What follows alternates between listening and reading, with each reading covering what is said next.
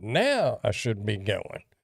I hit start, but it didn't get started. Should be going good now. How you doing, Pork Chop? I think I'm going.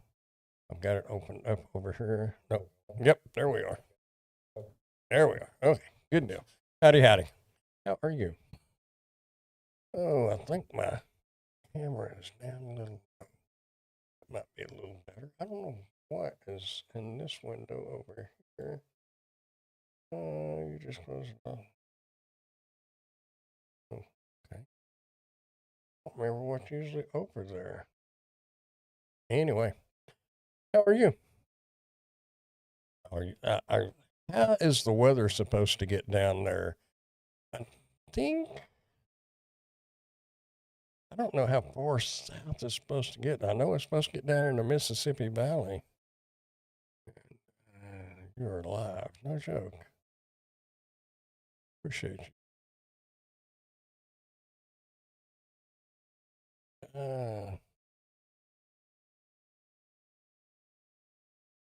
We might get iced over.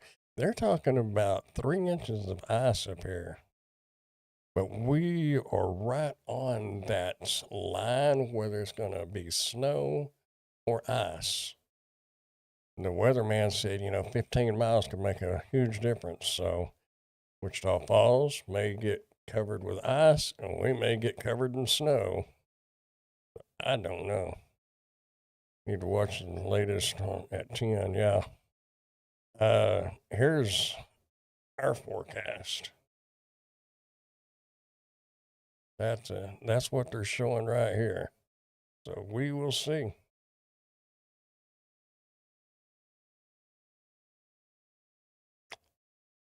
I know I'm going to take a heater over to my mom. She's supposed to be on here tonight. I don't know if she is on here or not. But anyway, and I tell you what, I did a review on a oil diffuser. It shoots the fragrance out the top. It's water free, so you can hold your hand above it and it don't get wet. But I think I dripped some of that oil on my hand because I went back to edit the video, and when I made the last part of the video, the wrapping it up and everything, I was not focused on me at all, so I had to redo it. But I'd already had oil poured in it, so I think I got that stuff on my hands, and I can smell it in here. I've been putting all my plants in the garage. I don't think we will get snow. I don't want no part of that because I will lose a bunch of my plants. Well, the snow is going to be an insulator, but if it gets ice and then snow, I mean, I would take snow over ice any day. But I don't think we're going to have much of a choice. That's what I was looking at. I thought you could put in, on this weather app on the phone, I thought you could put in, oh, wait, here we go. I'm just going to put the big city in. We'll go from there.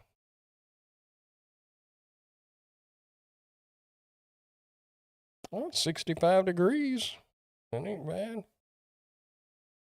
Oh, Houston's not supposed to get anywhere near what we are going to get. But 23 Sunday night. I don't know. We will see. A lot of plants are considered tropicals and can't handle the cold. Yeah. I've got that mom out front, and it is about. It don't look good. I think it's about dead. My mom said something about you could, if you planted them, they were supposed to be able to survive and they'll come back. But I don't think these are going to come back. But I don't know. I don't know how to take this back off now. Anyway, mint tropical plants. Yeah. Can you believe? Let's see. Wait a minute.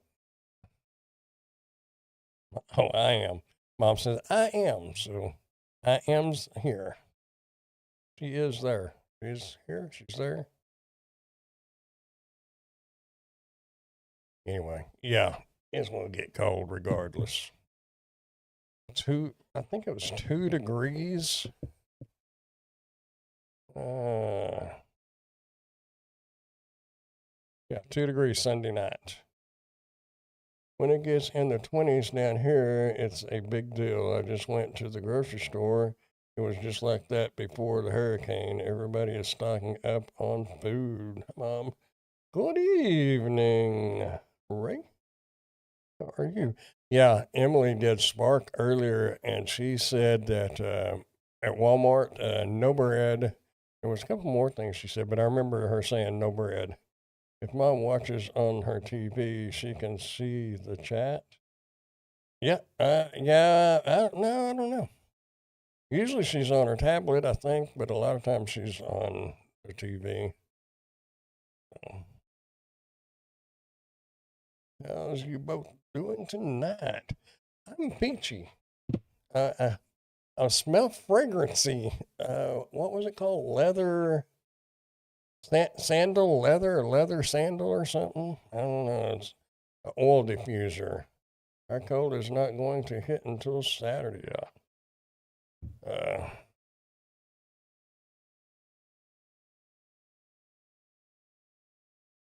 yes, read it all. Hi, y'all. Oop, there we go.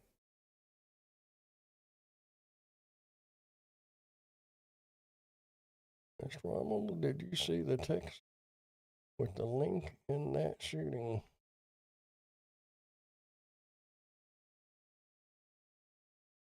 I bet they're gonna get a lot of snow up there, Ray. I guess y'all are gonna. I think it's diving south, so y'all may start tomorrow or tonight. I don't know. Actually, it was a. When I watched the weather, it was a storm out on off the Pacific. I don't know. Maybe the cold air is coming down and the storm's coming across and causing the moisture. I don't know. Last Friday, the Wombles were giving a play-by-play for some cop action at a gas station. I miss that, but I've watched part of replay of a live of Ray's, and it was gunshots. Because he's like, "What was that?" Man, when you hear gunshots around here, generally somebody's shooting a snake or a skunk. But when you live up in the middle of town or something, I don't know. Might be paying attention. Oh, yes, I saw that pork chop. It was one about 4 to 5 miles from us, and that was indeed a dodgy area.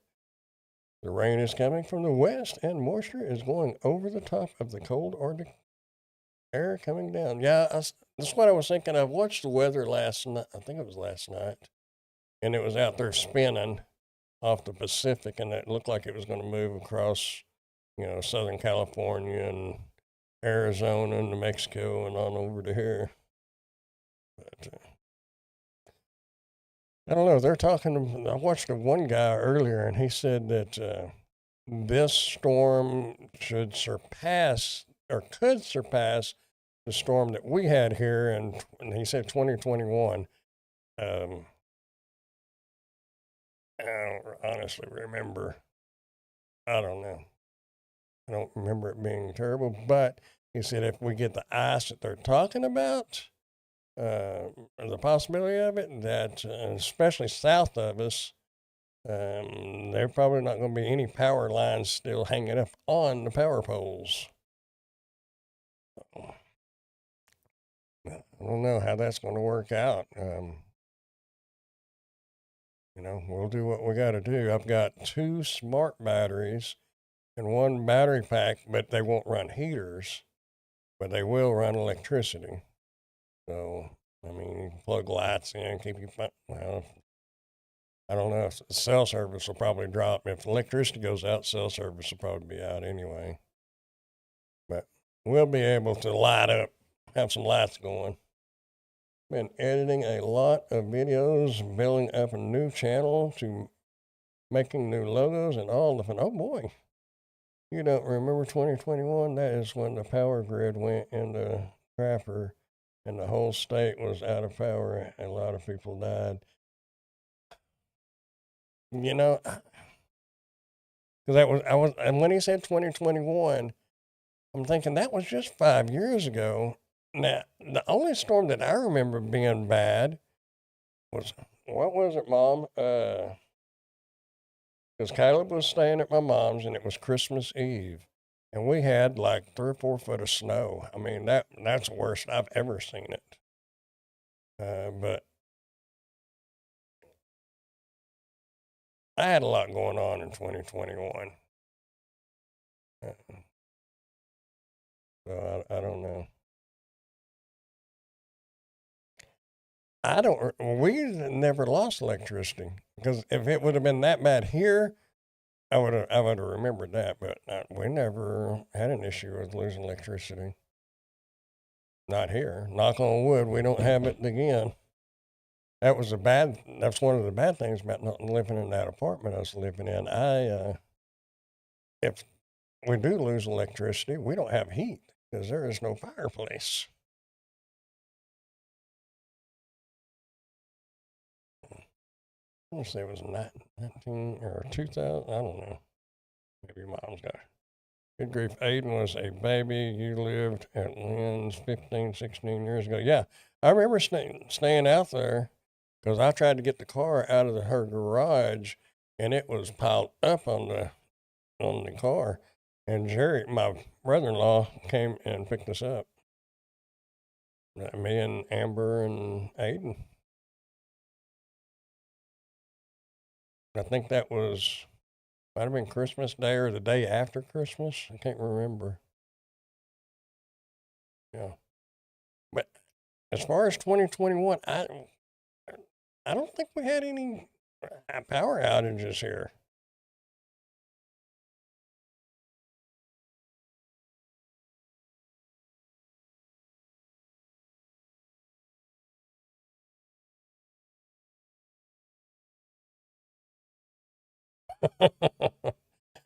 Oh, Google it.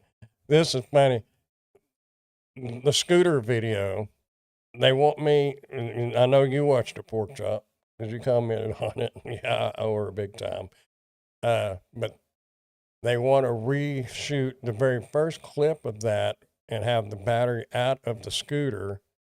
But then I mentioned that we'll go ahead and do that, but starting Friday, we're supposed to have severe winter storm. I don't know. And then he had this ad, I guess Mango is the name, so who knows? Could it be he, she, them, it, whatever. But it talked about doing a snow themed video with the scooter. And now we have decided not to move forward with the snow themed shoot. Safety and convenience are most important.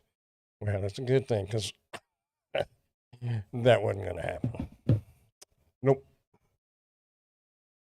Need to get them darn things sold as soon as I finish that one clip. February 21st or 2021.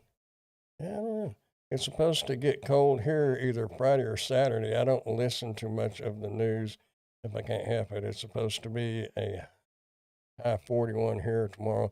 Yeah, well, you probably didn't see it. I showed pork chop. Yeah, Christmas Day. Okay.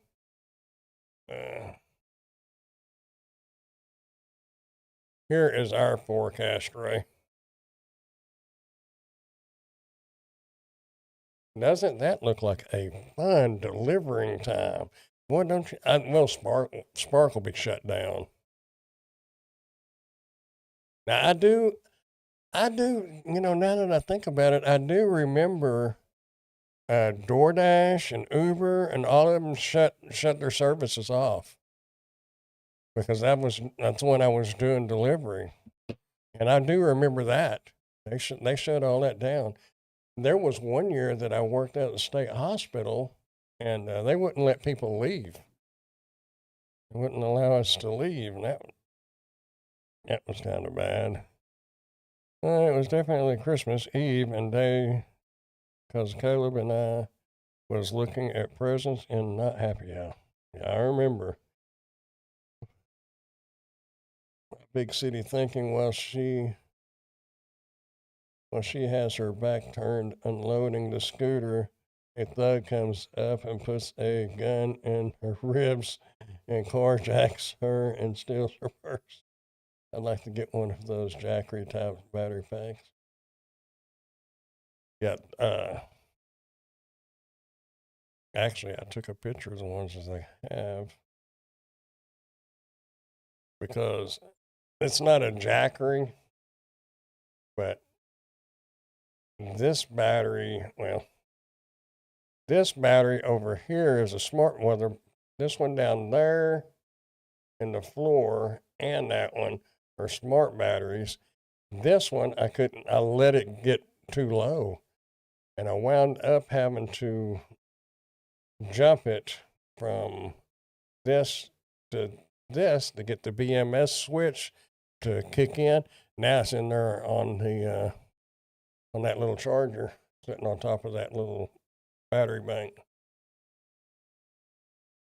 But be able to run lights and things like that. Yeah, unfortunately, things like that don't. I say they don't happen here. 99% of the time, they don't happen here. I mean, it could happen here, but nothing. Somebody posted a Ring doorbell video, and there was a guy, and I guess it was in Henrietta, which is just southwest of here.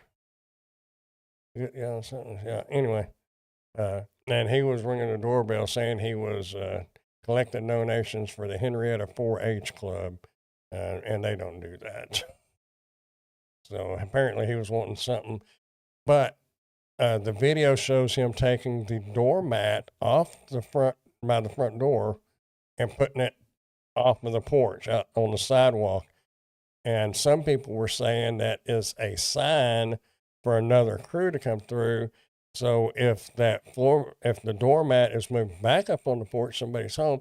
But if it's still out there, that means that probably there's nobody home.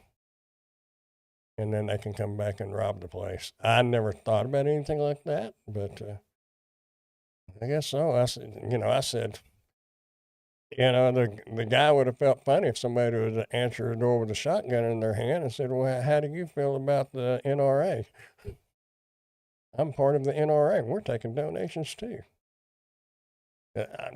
I'm telling you, and I've been saying it and been saying it and been saying it, and it's coming. It's happening now.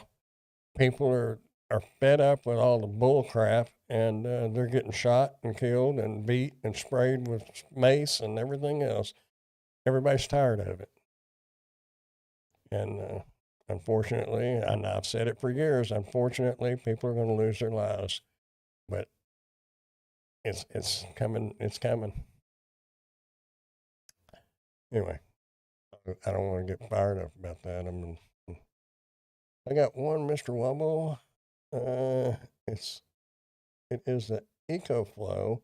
I think that is the brand. I got one that will run my fridge if they have a hurricane and lose power. Got it off of QVC and free shipping and payment plan. Cool. Guess it doesn't happen. And who got their wallet stolen? Yeah, well,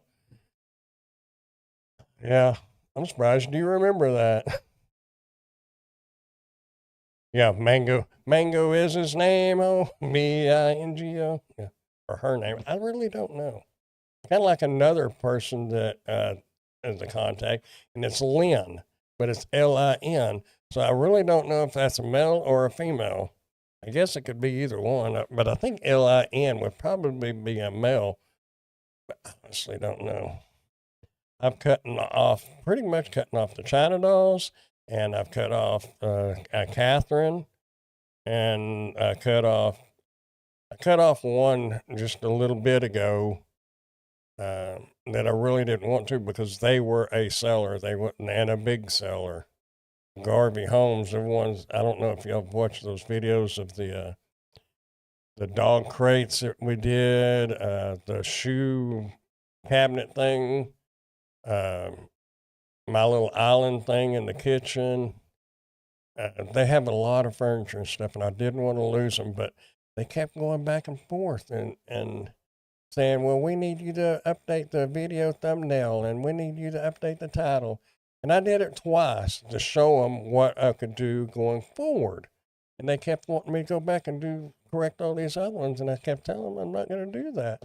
And then they come back a little while ago and said, well, we'll give you a $2 token of appreciation per video. And, well, I can't look at it here. I told them that I'm going to back away from our communications, and if they would like any future collaborations, feel free to email me and cut it off. I'm tired of. I really didn't want to lose that one because that would have been a good one to have in your back pocket. That's about like deleting DoorDash or Uber or Spark or something. It would have been a good one to have, but you just can't do that. China Dolls, I've heard from them maybe twice in the last week and a half. And I pretty much told them I'm not doing free work anymore. And I actually got to make a video for Ask Grandpa. Got to do that because I'm starting to get kind of caught up. And I don't think it really made a whole lot of sense. I mean, maybe it did, but it's on that other channel. But I've got some video ideas, and the tax ones, those tax videos that I did are bombing. I mean, BOMB. But I do think you were right what you mentioned a while back on that Pork Chop about the titles and everything looking the same, so people might have thought they've already watched it. So me and ChatGPT had a long talk last night, and all the titles are changed. The thumbnails are basically the same, but they have different writing on them. And they say episode 3 of 10 and 4 of 10 and whatever. So anyway, the titles are different. So that, I don't know if it'll help, but I'm leaving them scheduled, whatever. They're already done on there. But I'm going to make a couple more videos. I'll probably maybe make one tomorrow for Ask Grandpa. I've got 5 or 6 folders with ideas in them, and we'll see what happens.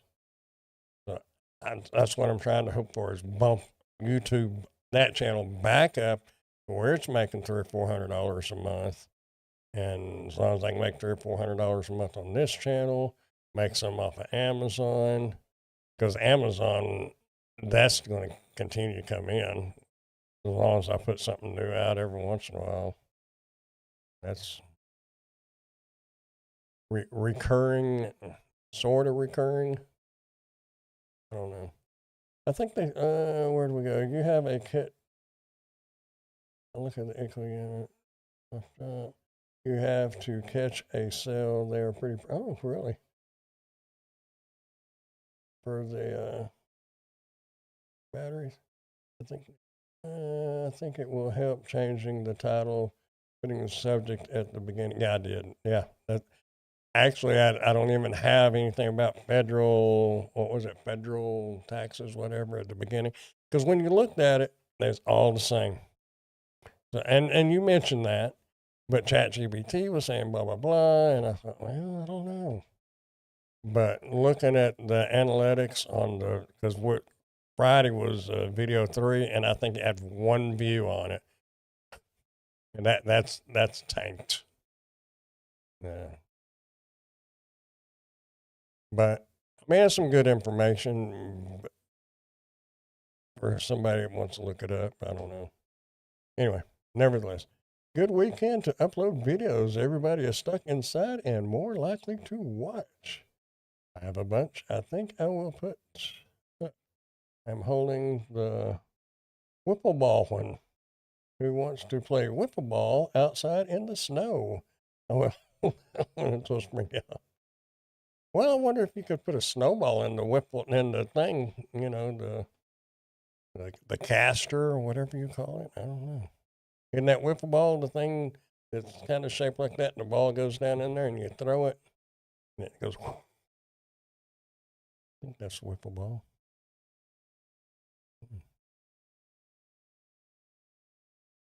I'm just glad that Mango said we decided not to do the snow themed scooter. Glad you decided, because I done decided when you mentioned it. I wasn't going to do it. Technically, once I get the one video, we get the little clip of the battery, taking the battery out and setting it beside it, add that into that short video, I'm done. As I had to do the comparison between the two, long form on the one, short form on this one, and that was it. If I could just get the darn thing sold. Man, I've had a couple of people ask about it, and of course, the last one I sold, it was at the flea market.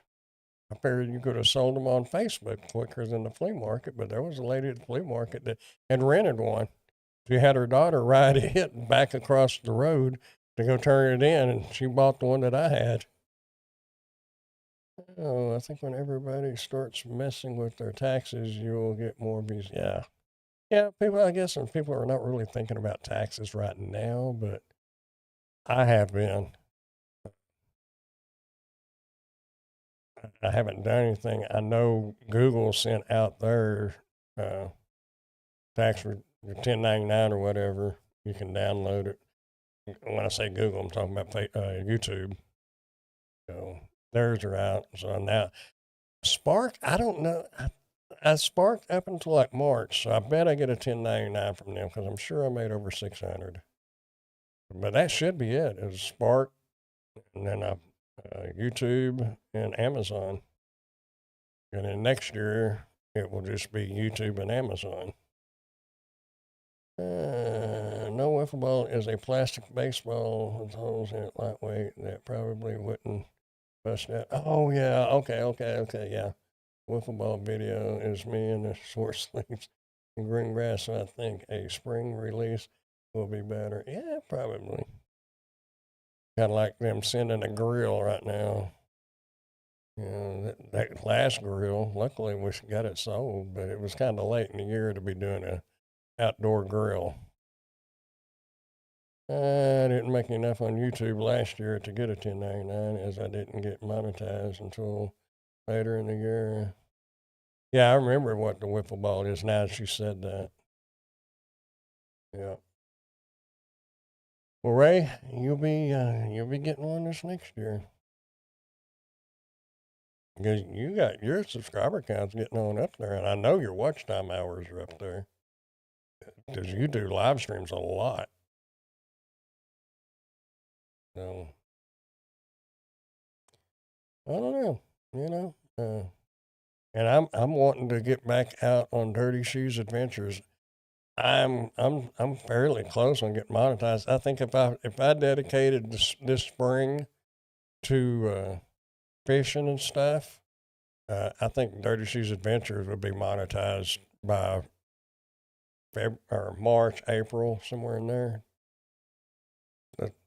That would be cool to have 3 monetized channels. Granted, uh, Ask Grandpa channel, the formerly Dashing Grandpa, it's down to like $17 now.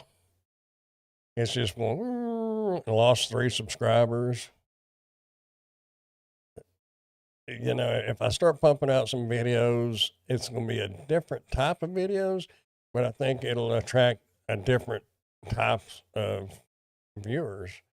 You know, the viewers that are probably lost are people that wanted to watch DoorDash and Spark and all that, and that's not me no more. I don't plan on.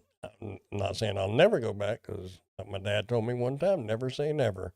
Actually, I think he told it to my wife, the kid's mom, but I listened. I actually got $6.71 from Walmart in January 2025. I haven't done Spark since 2023. I think they were paying out a little bit to everybody because they got caught not paying the tips or whatever. Yeah, they did.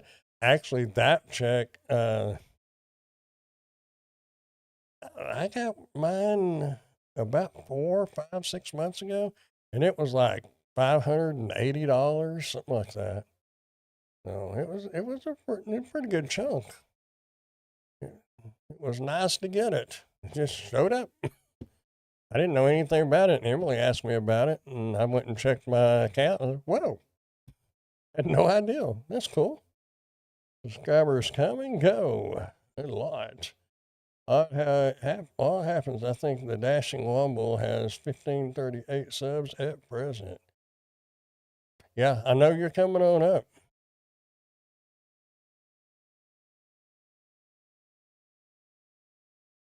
But you build your family basically, your loyal viewers, and that's what helps keep a channel going. And slowly, people will start watching, and you know, just keeping their interest and things like that.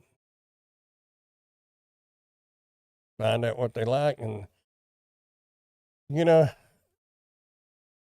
I know a lot of Sean Cannell and a lot of them say you make videos for your audience. You don't make videos for you. And I agree with that to an extent, especially if you're a new channel and you're trying to grow it.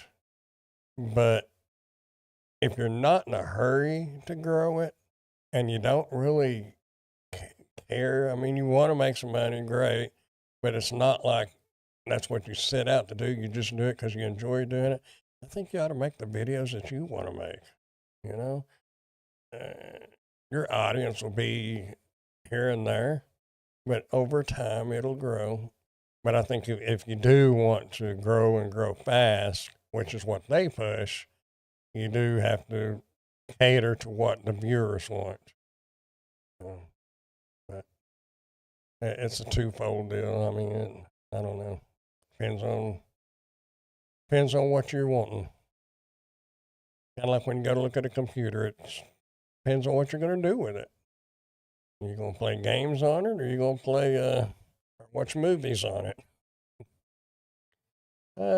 Switch my videos to subscribers only. So if someone wants to comment, they have to subscribe. Oh, I think that has helped. Oh, cool. I make any videos so somebody will click through my link. Yeah, that was suggested to me by someone. Yeah, I like doing without the China dolls. If I stutter or make a mistake, oh well. Yeah, it is. Well, I'm not there yet because I'm still making videos for other people, but I've had some try to tell me how to do the video, and I'm like, I don't script nothing. I don't follow scripts, and I'm not going to. So, bye. I just, and it's not that I'm hard headed, and I think I'm too good for that. That has nothing to do with it. What has to do with it is my memory. I cannot. One line for that video I did earlier. ChatGPT helped me come up with the hook. I had to look at that thing 4 or 5 times and do four or five takes to get that one sentence right.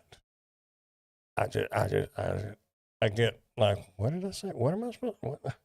I get confused. So the basics, yeah, I kind of know what I'm going to go with, but word for word, it ain't going to happen. And I still didn't get it right even then, not word for word. But I think it'll be all right. This one's coming out now. Our Christmas gifts for family members: a pasta pot, silicone spatulas, photo album. I don't care. Yeah, I don't script anything. Yeah, I don't either. Uh, I don't know. I think unless you're really good, you sound too much like you're reading it if you script it too much. You know, some people just have the gift for doing it. I have the gift for just rolling, and keep it going. I forgot what you call that in drama. When I took drama in high school, It's there's a word for it. I can't remember what it is. And some actors have done it. You know, they'll have their lines, but they forget them, and they just roll with it. Uh, I know Jim Carrey has done it. Mel Gibson, and a lot of the older comedian type guys. You know, that Mary Tyler Moore show. A bunch of that was they was so far off of their lines, and they would just go with it, and that it's more authentic. You know, people don't want to watch you read a script. You know, if it's something like a lesson or education or something, that's a little bit different. But just like this right here, I'm just rattling away. I got no idea what I'm talking about. I'm just going with it. You know, that's just the way it is. This one's coming. You're great at editing, putting specs on the screen and putting it in fast motion when you are putting something together. I appreciate that. I try to used to my. This is the number one thing. Now y'all can write this down. Maybe write this down. Watch your video. Make the video and watch it. And if you get bored watching it, everybody else is going to get twice as bored because you're the one that made it, so you're a little bit proud of it. But if you get bored watching it, redo it. And that's what's kind of helped me as I started watching. What really started me going is my aunt, Paula, told my mom, Brandon needs to, as when I was doing Dirty Shoes Adventures, he needs to talk more. So then I started watching my videos and I'm like, yeah, I don't really talk a lot. So that really kind of started it. But then when I started watching some of my videos, I'm like, good Lord, I'm boring. And I'd be moving ahead on the bar. So watch your videos, and if they bore you, cut parts out, edit, whatever, redo it, whatever it takes. But if you can sit there and watch, if you make a video and it's 10 minutes and you watch your own video and it feels like it's only been like 3 or 4 minutes, it may not be a winner in everybody's eyes, but that's what you want. It's something that, it's just like watching a movie. You know, you're thinking, that couldn't have been an hour and a half or 2 hours. It seems like we just got started, like going to bed at night and go to sleep. And you're like, I just now went to sleep. Now it's time to get up. But that's the way a video ought to be. It ought to, leave them wanting more or not thinking they spent that much time. And that's what gets people hooked on TikTok and stuff, is because they get to flipping and they don't realize how much time, because you keep them going. And that's the way the video's got to be. He is indeed, folks. Well, I appreciate that, y'all. I really do. I was watching a guy today about planting seeds. He just talked and talked. I gave up. Get to the point, short and sweet. Yeah. I'm still working on that one. That's why, if you'll notice, I'll say, today we're taking a look at, and I'm starting to unbox it right there. I don't like talk to the camera because you got like 8 seconds to get it going. And if you're a minute into the video and you ain't even started doing what you're going to do, people have done clicked away and gone. If you look at your analytics, you can watch that graph. It's way up here, and it'll go out just a little, and it just spikes straight down. And, you want it to it will, all of them pretty much will kind of taper off. But if they go, then you got to change that up.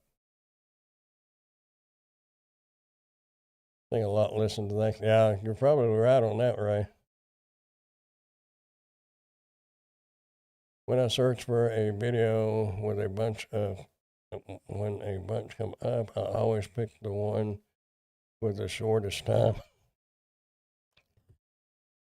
To get your mid-roll ads, it has to be 8 minutes long. And a lot of my videos recently, I've tried to push a couple of them a little more. The last couple actually did go over that 8 minutes. But a lot of my videos have been 4 and 5 minutes. And I'm like, how can you talk about a phone case for 10 minutes? I mean, yes, it's a phone case. It's nice material. It fits my phone perfectly. It's easy to clean off, and you're done. 2 or 3 minutes at the most. But if you've got something to go into details about or something, I think this diffuser, by the time I finish editing it, it's probably going to be about 8.5 to 9 minutes. And I didn't even do the phone app that it comes with.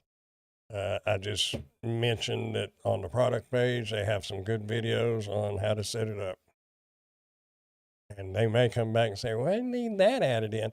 But if you make it too long, people are not interested in every little single detail. You know, and that's, you just talking about me speeding them up. Nobody wants to watch me for an hour and a half putting together a cabinet. You know, you can cut, split, throw some music in there, some cuts and jumps, and 7 minutes you put together a big metal cabinet.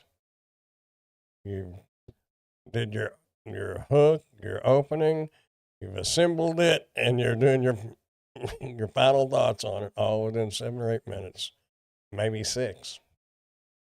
But technically you really need them to go 8 minutes to get the mid-roll ads if you're going after the AdSense, and we all want to be paid, you know.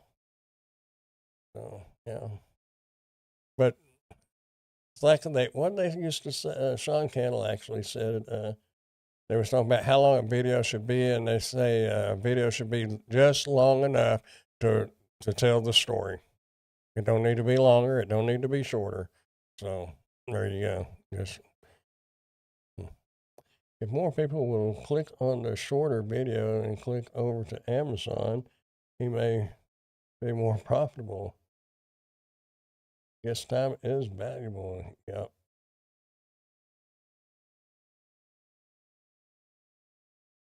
But what makes it worth it? What makes it worth it is when somebody comments and say, "Hey, that really helped. I appreciate that."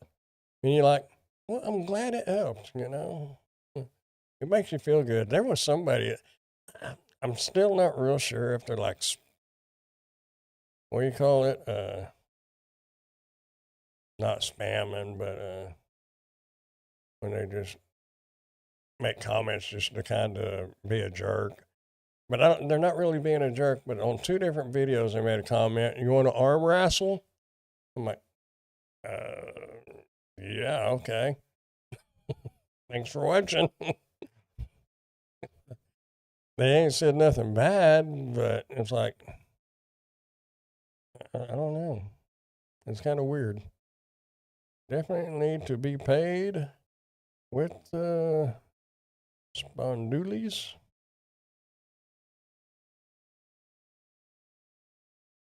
There's some dipsticks out there.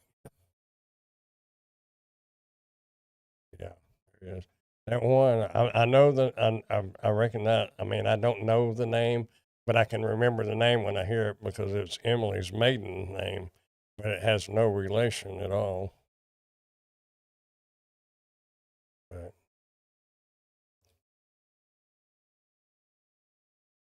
I remember used to, was it on, I think it was on Dash and Grandpa, those 2 or 3 people would come in and like, where's the Asian girls? And do you like big boobs or little boobs? And like, I mean, they never really said anything really vulgar. It was just really kind of weird, you know, but, you know, we just laughed about it and joked and answered and went right along. And I guess they found out that it didn't really have no effect on me and they moved on. Yeah, I don't care, you know. Somebody wants to make comments and stuff, go for it, because that's just engagement. Good or bad, it don't matter. It's engagement. As long as they don't put anything really bad. If they put something really bad, I'll delete it. I think I've only had to delete like 1 comment on a video. Somebody asked me on the desk lamp that I did the other day, it was that same person. They asked me if I got it from Temu. And, that could be taken like, is it really cheap crap? Or maybe that was a legitimate question. But of course, I just replied to the comment. I said it was from Amazon. The link is in the top comment or pinned comment. I don't know if they ever replied to that or not. That's the bad thing. Is when somebody leaves a comment, you get the notification, you respond to it, and that's another thing. Always respond to every comment. You know. Anyway, but when you respond to it, that's the end of your notifications. I don't see if they write back again unless I just happen to be looking, and I generally don't. But there's one guy, and that's what I was kind of interrupted my thought pattern. It's one guy that I really like watching, and I have made some questions on the product he was reviewing and ask about it. He don't ever answer his comments. So I've kind of gotten where I don't even watch it. If you don't have time to look at your comments or have somebody look at them, it don't necessarily have to be you, because people with a lot of subscribers, they get busy, they don't have time, but they should have somebody that checks that for them. Say, hey, someone, you got a comment, question on this product. And then they should address it. They shouldn't just ignore it, because I don't know. I think he's got a lot of subscribers, but in the long run, it's liable to catch up with him. That happened to me. I did a spring video of a solar thing, and somehow it's starting to come up this year for Christmas solar lights. I was surprised. 2 people wrote and thanked me for the video. Yeah, it's kind of rewarding. Makes you feel good. That was why I changed my comments to having to have subscribed before they can leave a stupid comment. IRS cut a bunch of those out doing that. They said the AI picture looks totally different than my video, and they were glad they saw my video. Cool.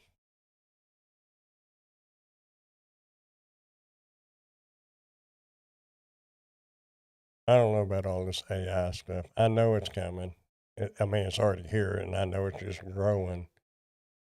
I don't have an issue with using AI as a tool, but I have an issue of creating an entire video from the storyline to the actual characters in the video. That's not a content creator at all. You can give one sentence to AI and say, write me a song or write me a 8-minute speech on this one sentence, and it'll do it. And then they got some of those AIs that has the characters that does all the talking and stuff. And I don't know. I don't like any of that. But using it as a tool to help you, I don't see a problem at all. Help you make a thumbnail, help you write a script or a description. I don't think nothing wrong with that. Amazon must think shoppers are stupid with some of their pictures, like chicken the same size. Yeah. Oh yeah. What was it? I was going to get AI to make. What was that? It was just a video the other day, and I said, put it. Oh, it was that recliner. I said, and I was in the recliner. I said, put me in a nice looking living room. And it made me look like a little doll inside of a big house. The couch and all that was huge, and it made me little. That didn't work. That was using that Gemini AI, nano banana.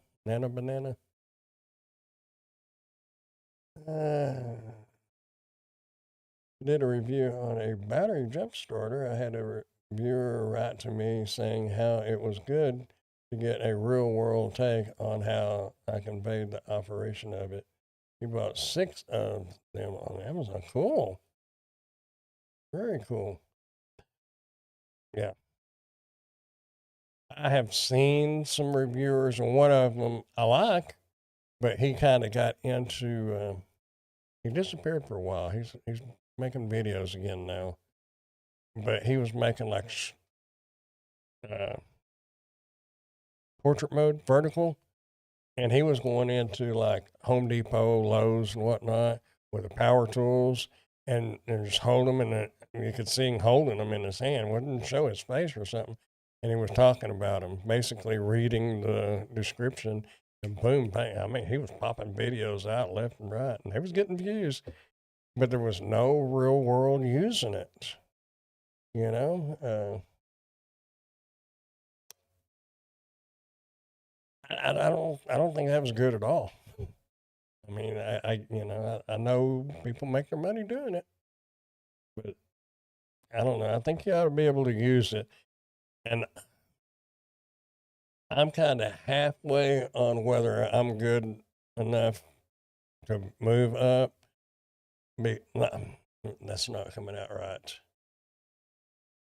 People ask me about a product, and so it's been 6 months since you did that review. What do you think about it now? I don't have a clue. 5.5 months ago, that product was gone. I don't keep them. You know, if somebody asks me about this tablet over here, I can answer them. I've had it for a year.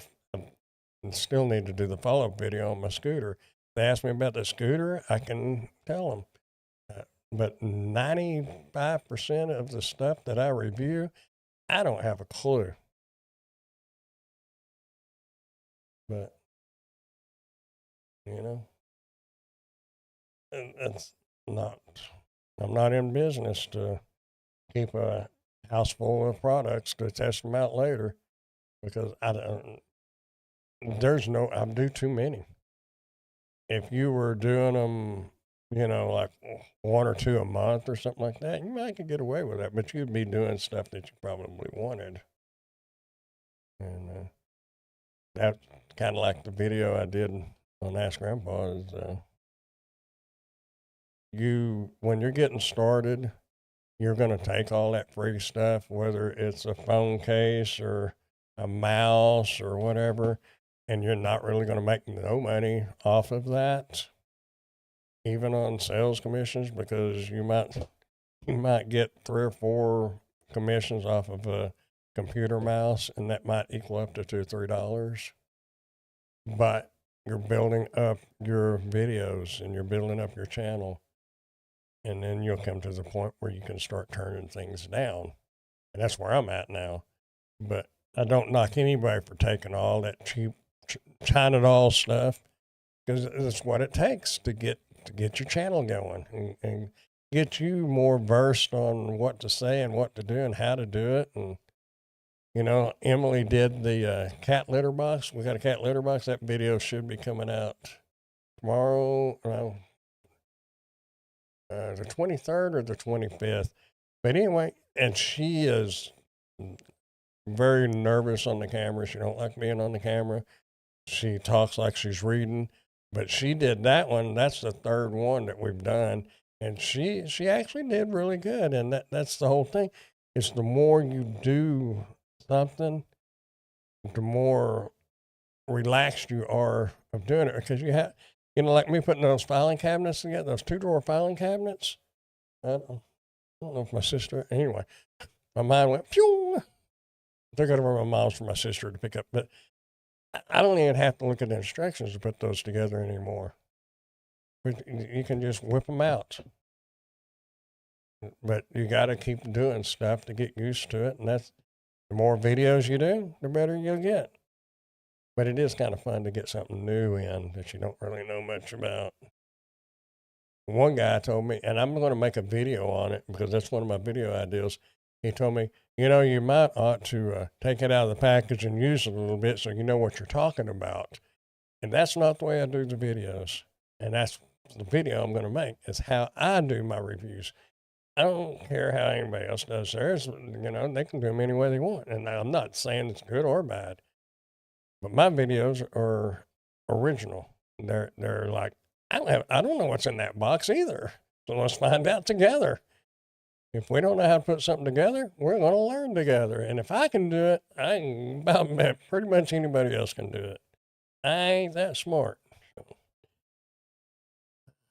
Anyway, yes, I see the action. Oh, yes, see it in action. Don't sit there and read the man. Yeah, exactly.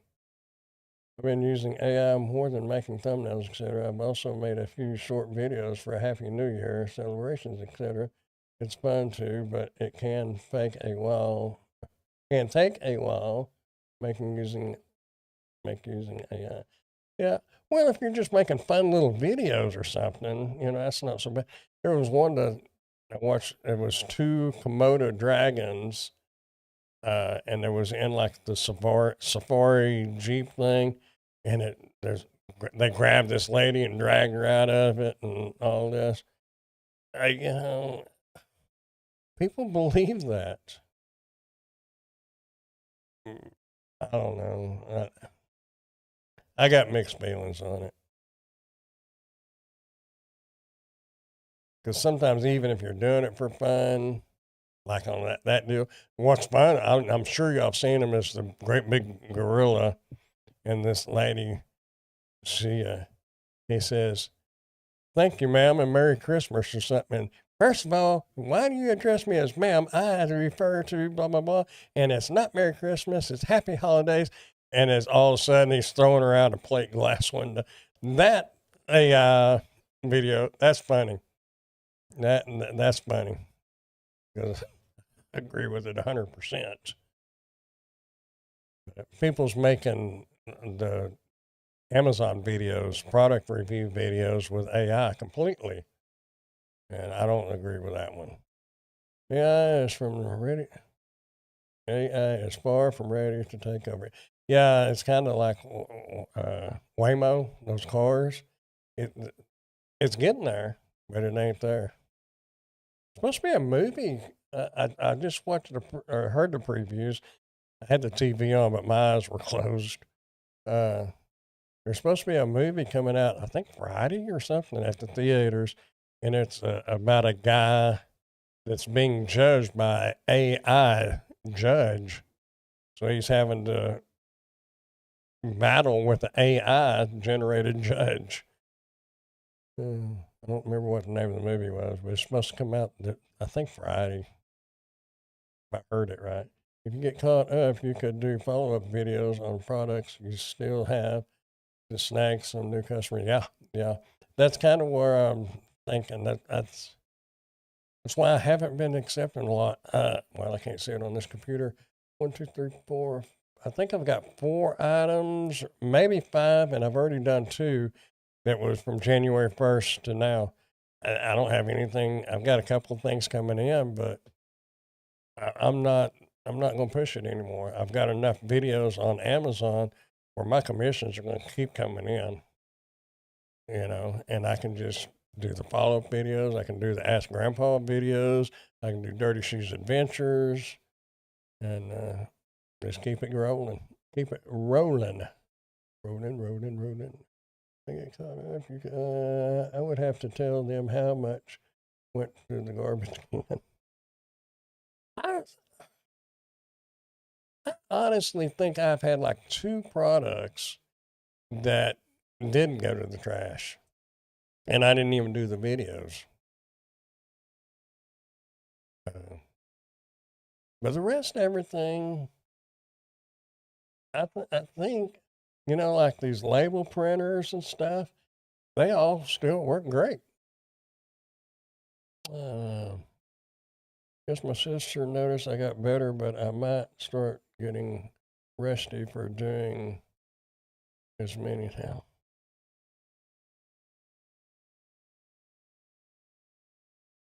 I don't hear you sometimes. That's when you're up by your phone, I can hear you good, but when you get like out further in the yard or something, that's like, what'd she say?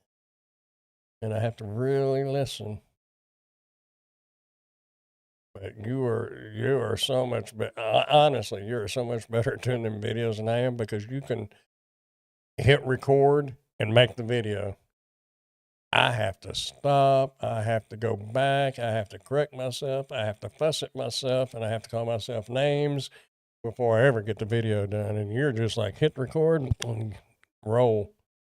I'm not as good as you are on that. I forgot that I made some turtles dancing to a song a few months ago. That's on Dashing Wobble channel, just for fun stuff. Yeah, that's cool. I'm still stuck on a name for the review channel. I have several things ready to review and videos ready to get edited for the review channel, but I'm stumped on a name for the channel. I've started a couple of other channels with no problem with a name. There again, you can use AI. ChatGPT can help you on that. I think some of them other, I know like Tim uses, there's a couple of other AIs like ChatGPT, but ChatGPT is number one at creating ideas for videos and descriptions and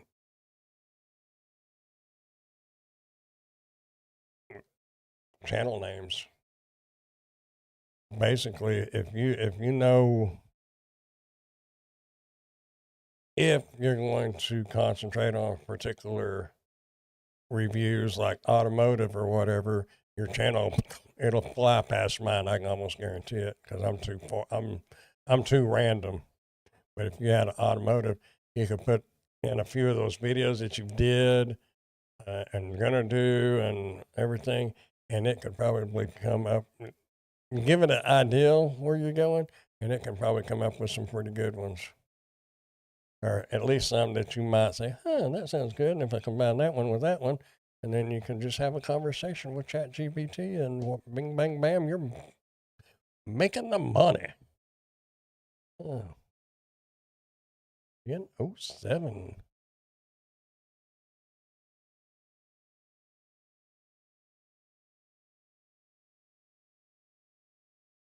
I was trying to think. I don't know. I'm actually excited to be caught up. To not have the prayer. I guess it's a little bit of anxiety, because when you walk through the room and you look over the table, man, I got to get that done, that done, that done. It's like walking into a house that the kids has been playing in all day, and you're like, where do I even start?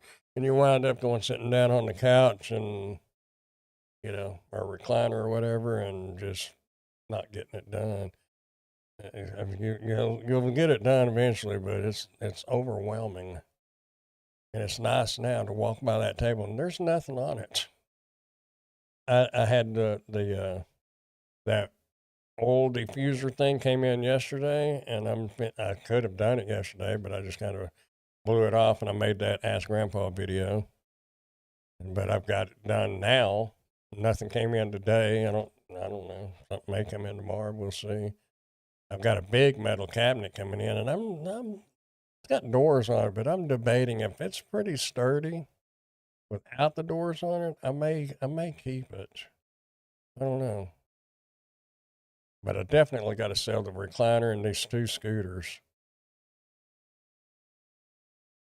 I got that recliner's a nice one.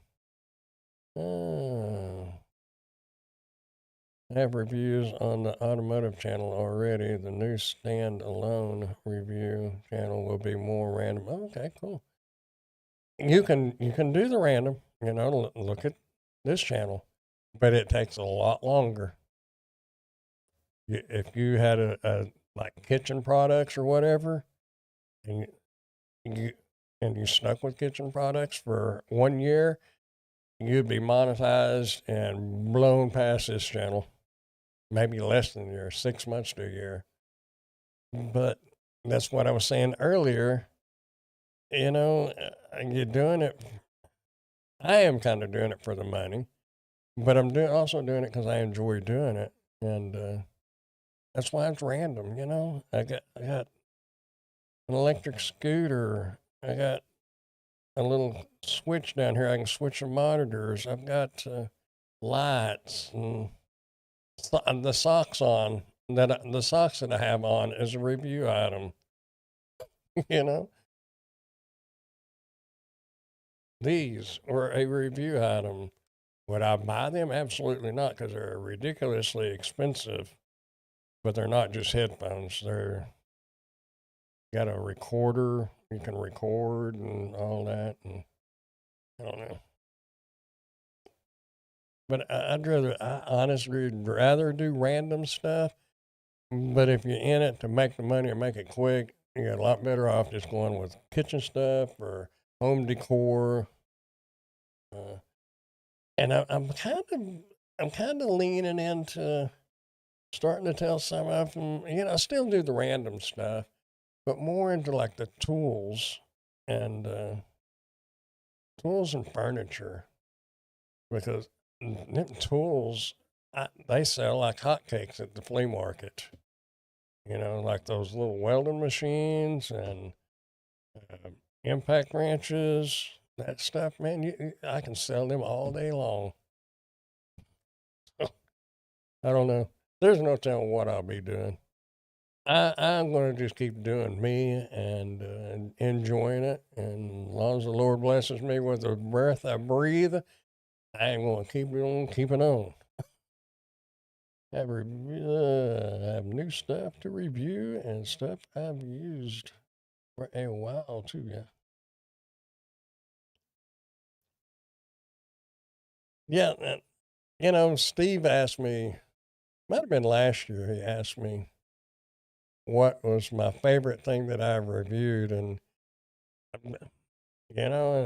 really honestly, it's probably that electric scooter in there.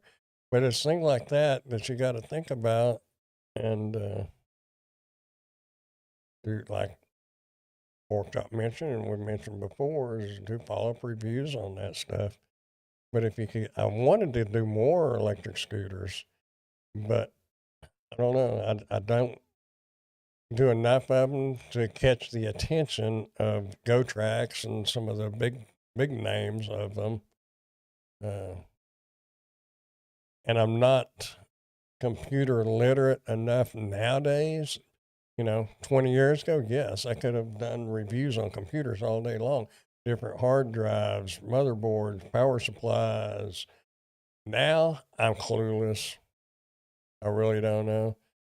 As much as I like doing the computer stuff, I don't know enough about it to feel confident in cameras. I mean, like action cameras, yeah, maybe, but like my Canon, there's too many things on those cameras that I don't know.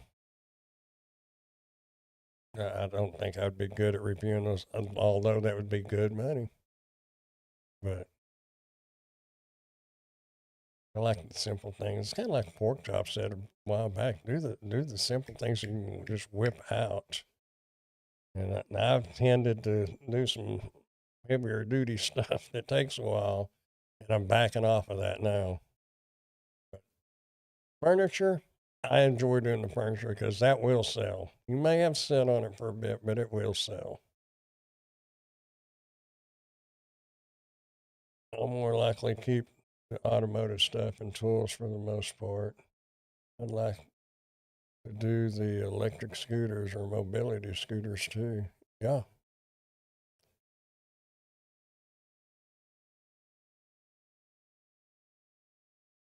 And they're fun. And there's money in them. I don't know what I'll wind up having to come down on the prices on these electric mobility scooters. The ones $989. I know I'm not going to get it that much for it. I've had it priced at 600, and people like, okay, if they even reply. And I've had one that said it was out of their budget, and It's new. I don't know what they expect. I mean, I guess they want you, knock down to 100, 150. And technically, yes, I would still make a profit, but I'm in the business. It's like that one person commented on one of my posts on Facebook. I've done reviews and you get that stuff for free. How come you're selling it? It's a business, you know? If I didn't sell it, then I wouldn't be able to do those reviews because I'd be having to do a regular W-2 job or go back to sparking or something. You got to make your money where you can. Mr. Wobble, are you interested in doing videos like Grandpa?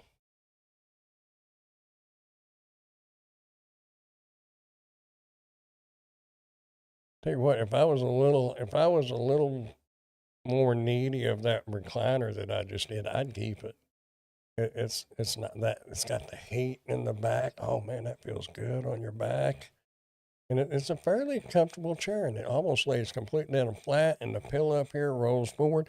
If y'all laid on a recliner to watch TV, you have to prop a pillow up behind your head, or you're more staring up than towards the TV. That thing, the pillow comes up.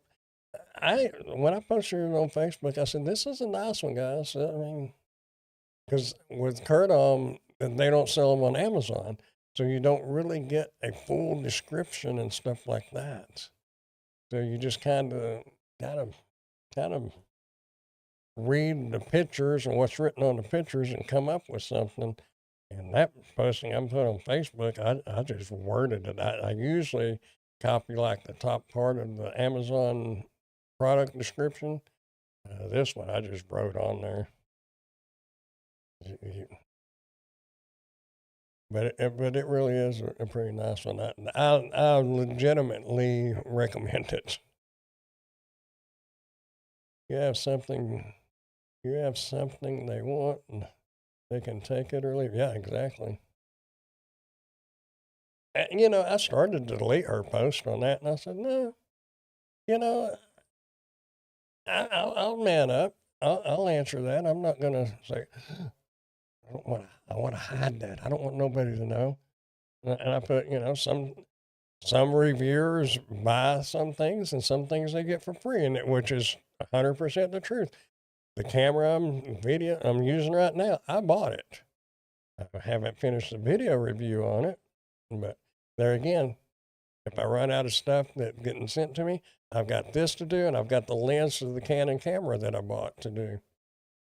You know, I'm using this one enough. I don't know all the ins and outs of it, but I know enough to know that if you want to know if it works or don't work, I can tell you. If you want to know all the hand gestures and all that, I don't have a clue. I turned it off. I'd never be able to do videos like Grandpa with. How will he edit? Edits it all. Yeah, you can. Yeah, you can. The, I'm interested in doing videos in a similar way. You be not as professional like me. Definitely not professional for it. uh, if if you have a real interest in something, then you can do it. You may have to have the patience to sit there and watch a few tutorials or little clips. Uh, a lot of these video editor programs, the basics are the same, but they do a whole lot of different things. The editor I'm using, that DaVinci Resolve, it does a whole lot more than I'll ever do. Wondershare Filmora is a good editor. It's easy, nothing to it. You can do your cuts, edits, audio, all that. I like DaVinci Resolve a little bit better, but there's a couple of things I haven't figured out how to do. And if I run into something like that, I'll just flip back over and go to Filmora and use Filmora for a minute. And I bought Filmora, and DaVinci Resolve is free.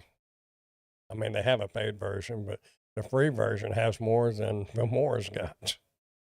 Filmora kind of ticked me off because a couple of years ago, you bought a lifetime license, and a couple of years ago, they tried to start charging everybody for a new updated version. And there was one big YouTuber that kind of blew him up, and he was a spokesman more or less for him because he created a lot of the tutorial videos for it. And they caught a bunch of slack on that. So they decided to go ahead and let everybody continue with their lifetime subscription with free upgrades. But what they've done now is they've stripped all the little filters and oh,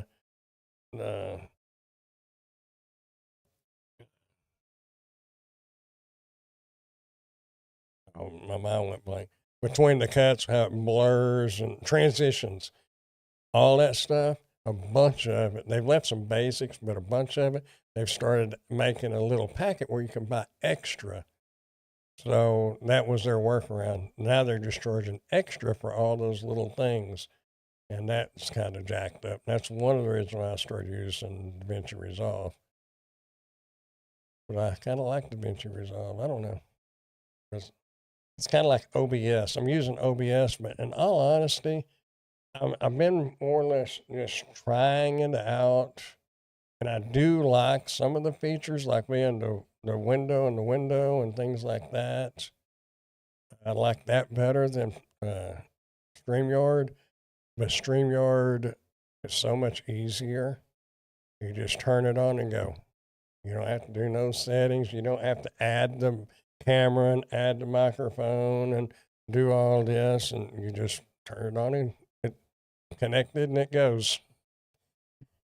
I'll probably wind up switching back to StreamYard. I just haven't done it yet.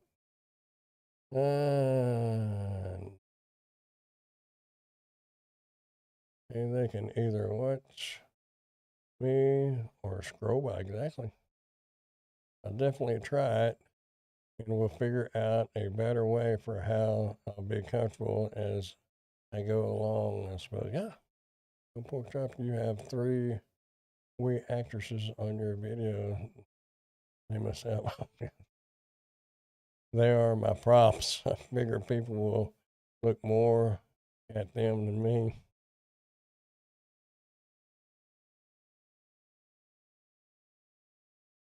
Well, I'm surprised you don't get it. I have gotten a bunch, and since Reba the dog, since she's gone, I've had turned down so many different products for dogs, and but a lot of times they try to send shock collars, and there's no way I was going to shock that dog. I put the shock collar on the dog, but no way I was going to hit that button. I just made it look like it. Do the wee ones have their own union? More treats. Reba acting in your videos too. Yeah. Yep. She did good.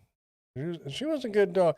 I'm not a big pet lover, and it's nothing against people who are. Maybe it stems from us living close to a really busy road and losing dogs when I was younger. I don't know. I really don't know. But Reba was a good dog. I mean, she didn't bark. I mean, occasionally she might bark. If she barked, you better be paying attention because something's up. Somebody could come to the door and she would just go, she'd take off and go to the door. Never barked, but a couple of times she did bark. But overall, she was one of the best dogs I've ever been around. Didn't, until she started getting sick, didn't have no accidents in the floor, nothing. They wanted to send something that the dog goes and steps on it and a treat comes out. That wasn't happening with the poodles. You didn't want the poodles being spoiled or what? I'm surprised that people haven't tried to get you to do like the dog crates and things like that. I used to get those offered all the time, and I just didn't do them. And one thing about this cat litter box is we did this over here because I told her that originally I told she offered it, and I said no, or Lynn offered it, and I said no, I don't want to do it, and they sent it anyway, and I wasn't going to do it at all.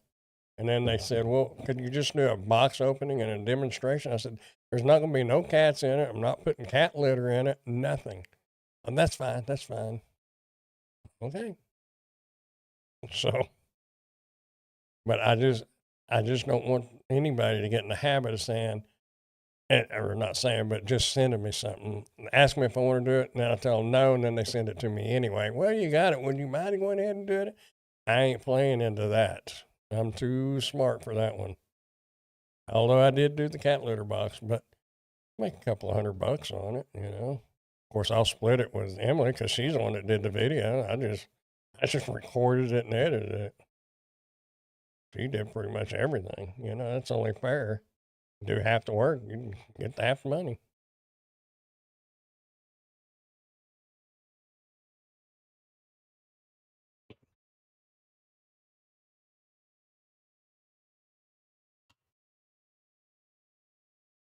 Yeah, they probably were. I mean, it's like $389, $369, something like that on Amazon. That's something else, The more you do it, the more you realize it really doesn't matter how much a product is. If A, it takes too much of your time to make the video, and B, if the product doesn't sell. You can look at the product on the product page and it'll say some of them, if they have any sales much at all, they'll put it on there. 100 sold in the last 30 days or 50,000 sold in the last 30 days. You got to look at that. Look at the time it's going to take you. Look at how many sales there are. Consider 2% commissions unless you're part of Amazon Creator Connections. And if that product is on there, that'll bump up your commissions. But you got to think about those three things. 2% commissions ordinarily. How long it's going to take you. How many of them do they sell? There was some hearing aids that they tried to get me to do the other day. Like $389 or something like that. That's a hard no. I'm not going to do it because they don't sell. You can't even hardly give them away at the flea market. Nobody on Facebook's going to buy them. You're just stuck with them and on the time it took to do it. So it doesn't really matter how much a product is. And it's taken me a while to get over that because I'm like, wow, man, that's, like the electric wheelchair I did. I held on to that thing forever. And these electric scooters, I mean, it's hard to get past that big dollar amount, but you got to stop and think, how much work you're going to put into it? How long are you going to have it? How many of them are actually going to sell that you're going to make commission on? And you got to start. You come to a point where you got to start thinking about that. It don't matter if it's $19.99 or $499. A $20 item may make you more money than a $500 item in the long run. So, anyway, driving with Spice. Howdy. Was it? I was just rattling away. Sorry about that. Probably everybody was telling them no. Yeah. Oh, I would have done the litter box. I have friends with cats, so several with furry props. Emily used like a little folded up socks and threw them in it for fake cat poop. Where do most of your products come from? China. Actually, the there was a couple of things I got from Japan, one from Germany, Thailand, been a couple from Vietnam. Most, about 90% of it's China, though. But as far as like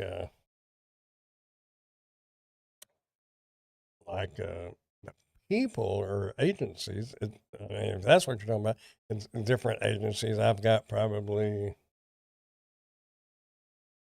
5 or 6 that are consistent, and then some that are random. Who says how many sold number are correct? They could put anything. Well, Amazon's the one that tracks it. The sellers don't track it. Amazon actually does it. So that's going to be probably pretty close and pretty legit. But the majority of the products don't have that on there, so they don't sell that many. That or the sellers can opt in to have it listed, and some opt in to not have it listed. I don't know. But I know Amazon is one that probably keeps track with that. Selling secondhand hearing aids. You don't want anybody else's ear cheese. Yeah, that's true. Ear cheese. Mr. Wombo, what was Miss? Oh, yeah. But who is sending them to you?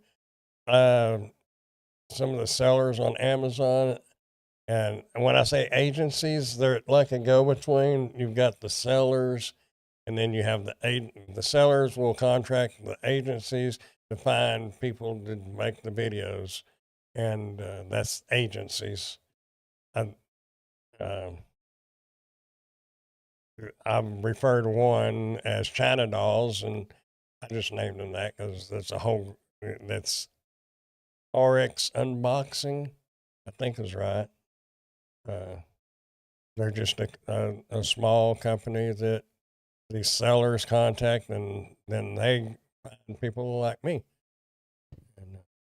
But there's a few like the scooters and the mobility scooters and the 2 recliners that I've done. They're directly from a seller that I work directly with, and they're not on Amazon at all. Their products are not on Amazon.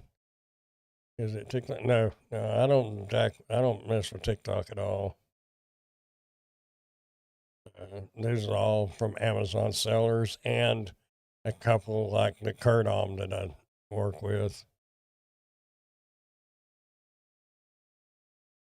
Miss Mama wasn't feeling too good, so she went indoors early tonight. Hope she gets feeling better. How do you find these agencies? I don't. They find me. I'm not trying to sound big or nothing.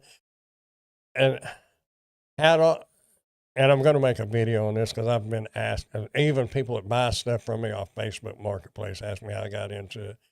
Sent an email from Amazon to join the Amazon buying program. So I did that.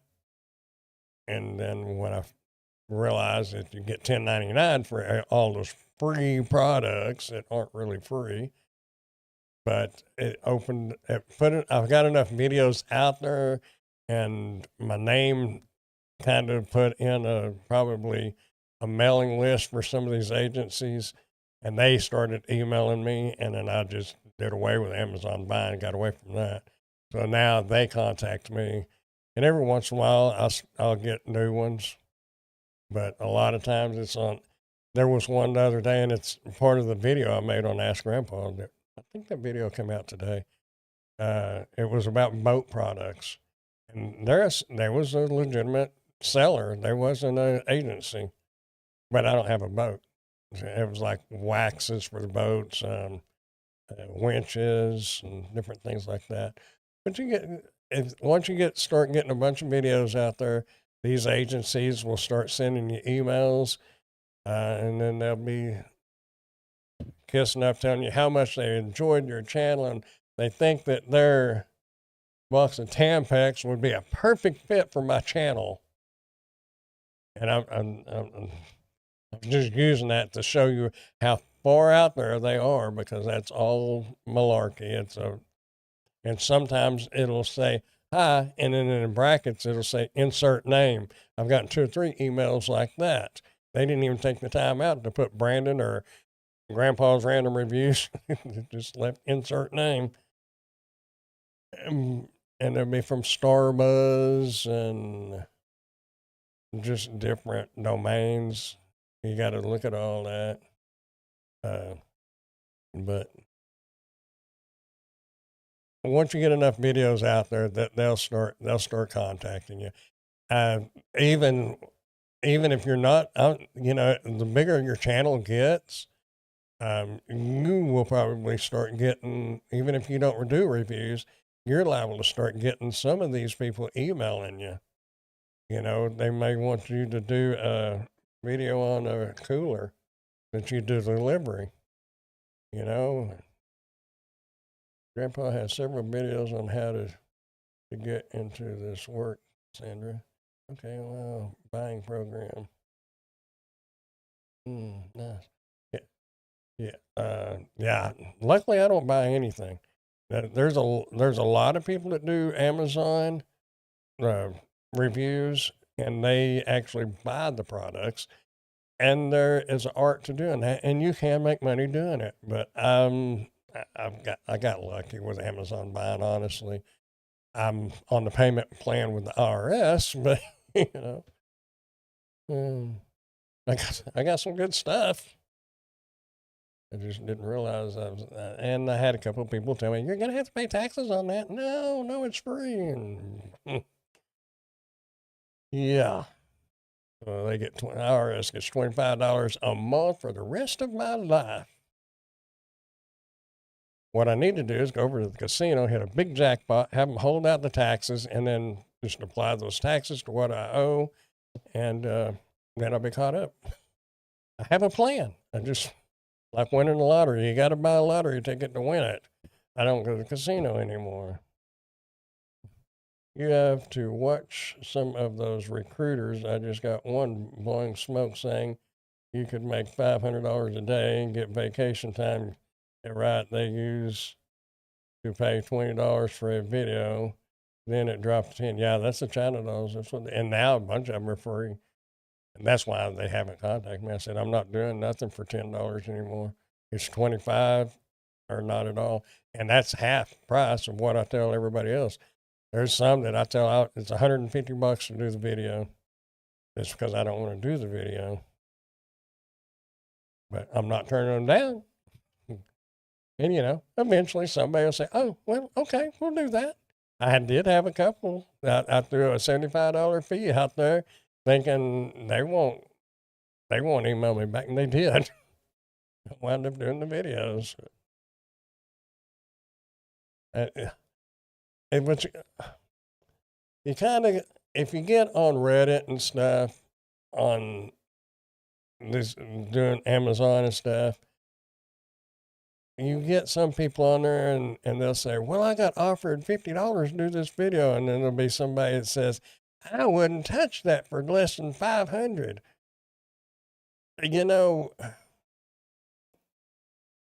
I think those people are blowing smoke, unless you are, Roman Atwood or some big YouTube channel. I mean, really big. You're not going to get that. I think probably 5 to 10 years ago, yes, you probably did get that. Not no more, because you got too many people out there that's doing it. So I don't think there's anybody really making that kind of money to make one video. It's like doing. I don't know how long you've been doing DoorDash and stuff, but 5 years ago, like on Grubhub, every order, even in the little town I live in, every order was $18 to $25. Every order. It didn't matter if it was Taco Bell or a high-end restaurant. It was $18 to $25. But then so many people started doing it that now they're like, $6, $7 to go 10 miles. And I think the affiliate marketing, the making the videos has kind of gotten like that. It probably did pay really good, and those people are still living in that time. That say I wouldn't do it for less than 500. It's because they probably don't do it anymore. They've graduated, and now they're making money in other ways.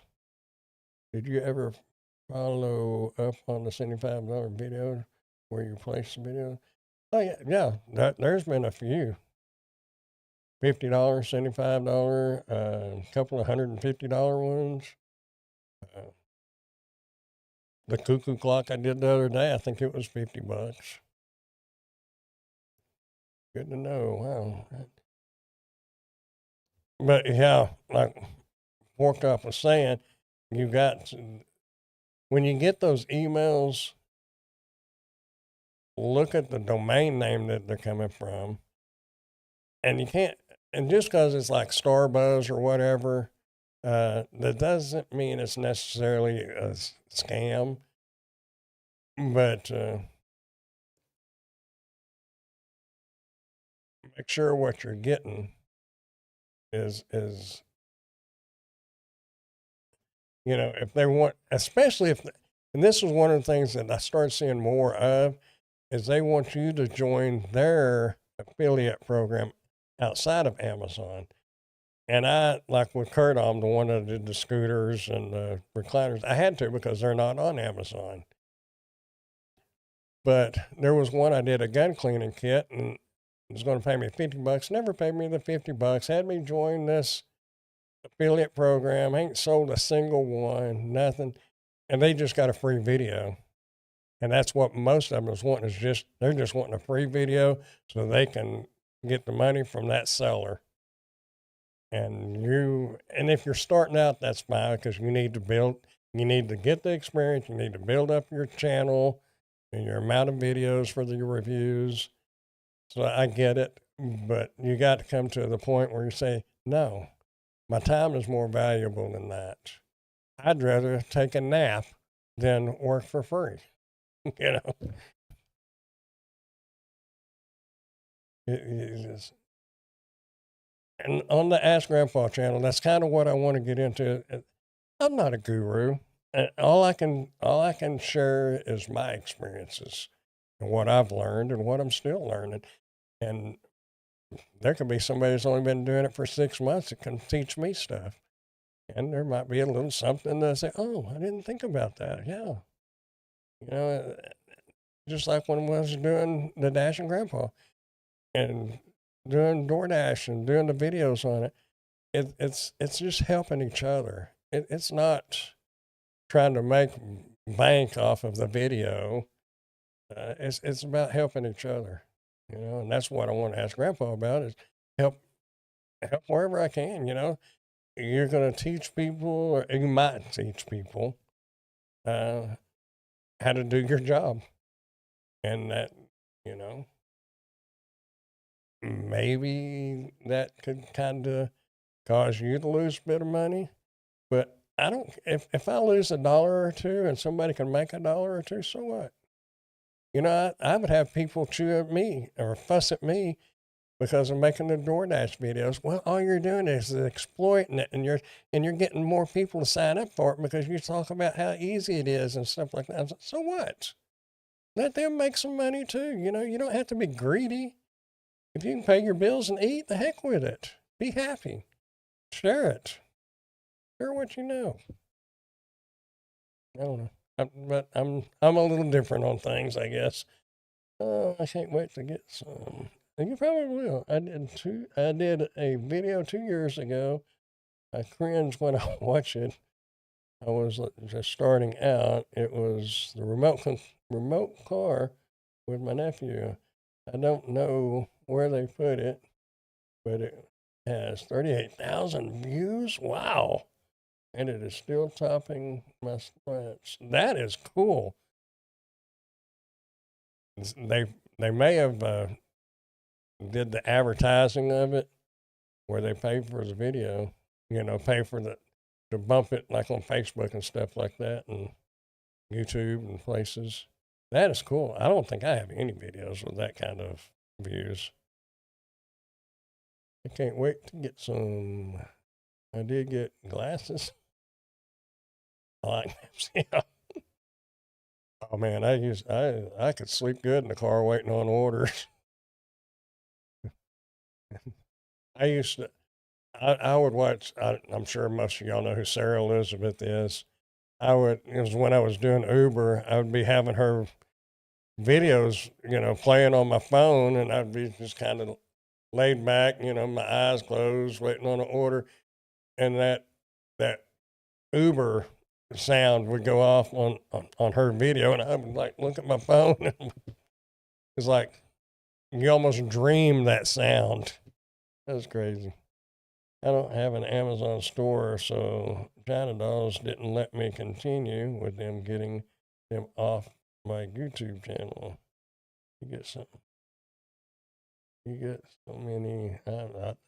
I did get a bunch. I've got 2026, and I've replied to some of them and told them I no longer. If it doesn't have a good conversion rate, which means high commissions and big sales and stuff like that, I'm not doing them anymore. I'm not working for free. I'm not going to work for pennies. Uh, it's I've got enough videos and Amazon and YouTube that I don't really have to. Eventually, I may have to, but if all else fails, I can go back to doing Spark. I sometimes miss doing Spark. I don't know. There's money to be made. You just got to find something you like and just do it. But I don't have the responsibilities that some people. I don't. My kids are grown and gone. I don't have a spouse to support or help support or anything like that. I got my little bills right here. I got my car payment, car insurance, just this basic stuff. So I don't need to make, you know, $10,000 a month or whatever.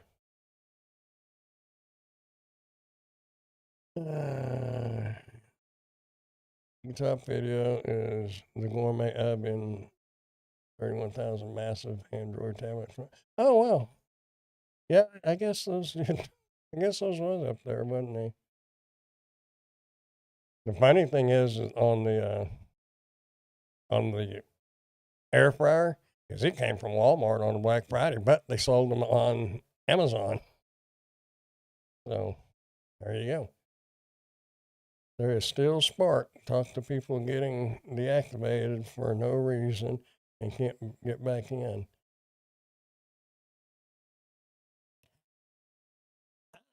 You know, I don't keep up with it much anymore.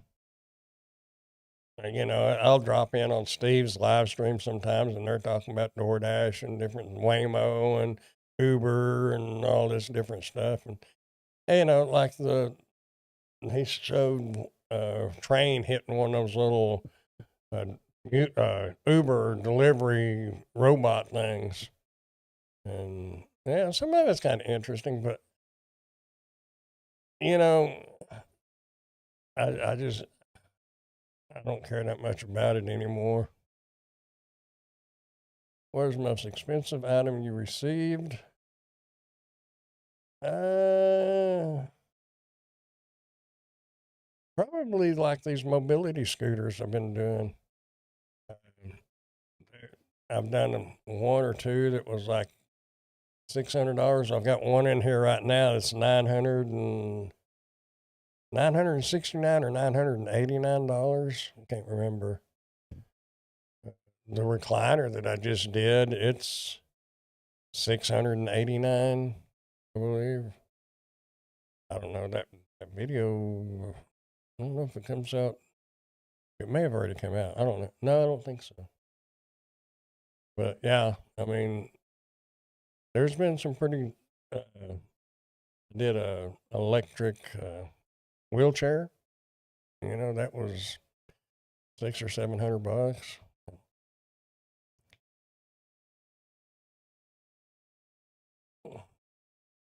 That is what I do.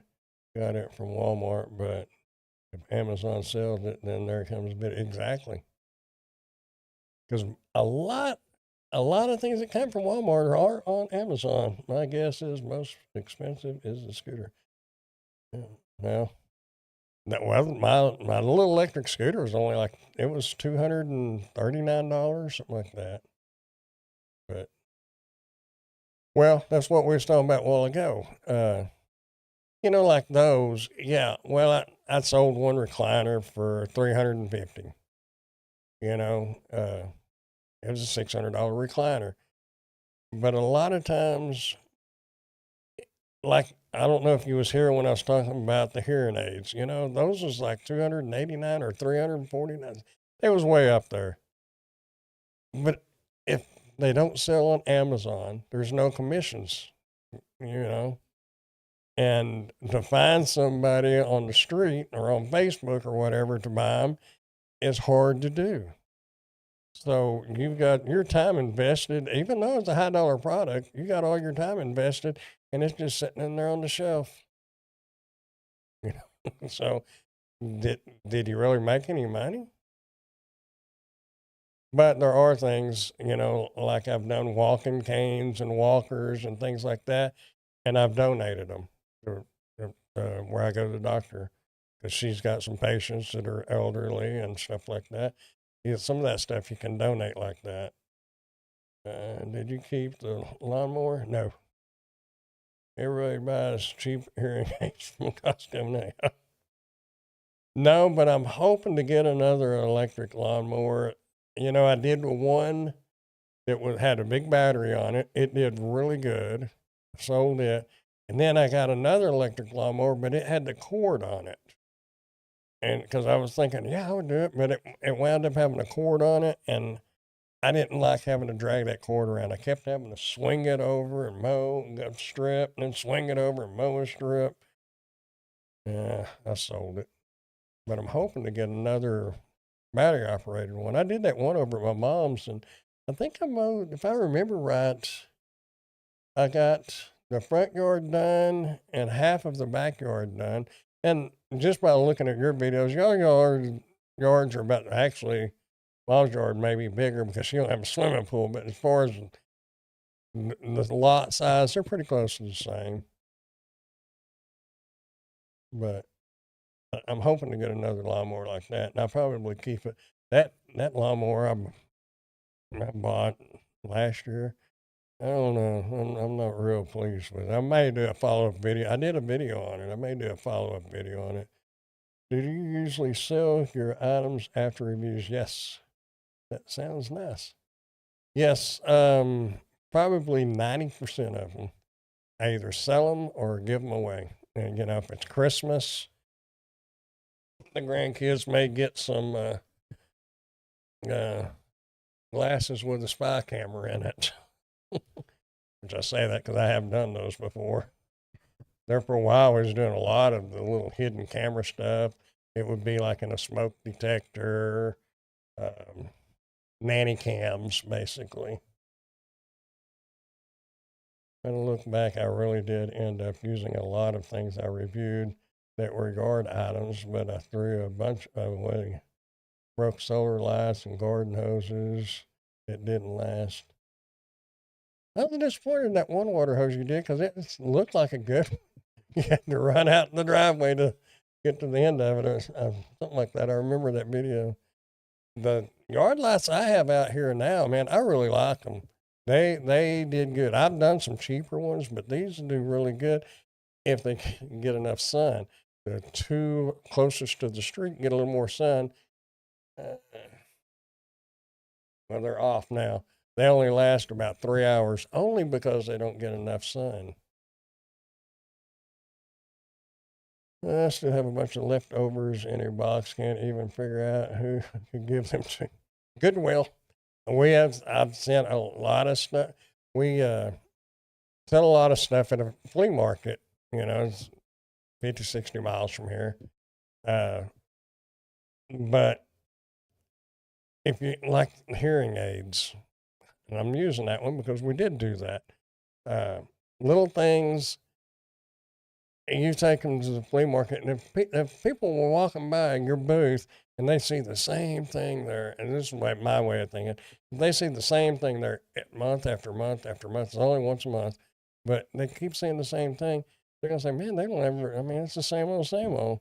So we got to where we just have a box and throw it in the box. And my mom, they had a neighborhood garage sale. So we had a garage sale at my mom's house. Sold a bunch of it, but the rest of it went in a box, went to Goodwill. They got brand new stuff, and I don't care if some of them, you know how it is. Some of them employees are going to, probably not supposed to, but good and well, they probably kind of filter through that. And if there's something they're really interested in, they'll get it. Even when I worked at the state hospital, people bring donations out there, and the people working in the fashion shop, which was the clothing shop, uh, they would put stuff back. You might get a $300 leather coat, and somebody's going home with that, and it's not a patient either. But that's just the way it goes. I love the hose. That's one of them that sprung a leak. Yeah, I don't think it was meant to be left out in the sun, y'all. You guys are blessed. I am blessed. I stumbled across Grandpa one day. Taught me how to do Spark delivery and then product reviews. We all help each other, man. That's like I said earlier. That's what it's all about. Well, I'm thankful for you guys because y'all are the reason why these channels is started growing and continue to grow. Uh, that's help where you can.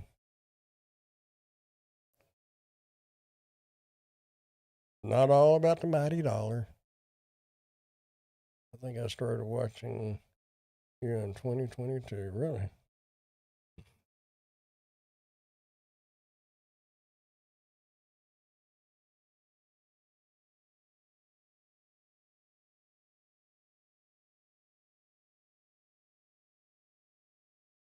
What item do I like the best? We actually talked about this one earlier. Steve from Rideshare Rodeo had asked me that question last year. I'm going to have to say my electric scooter, the stand up kind. I enjoy that the most. Um,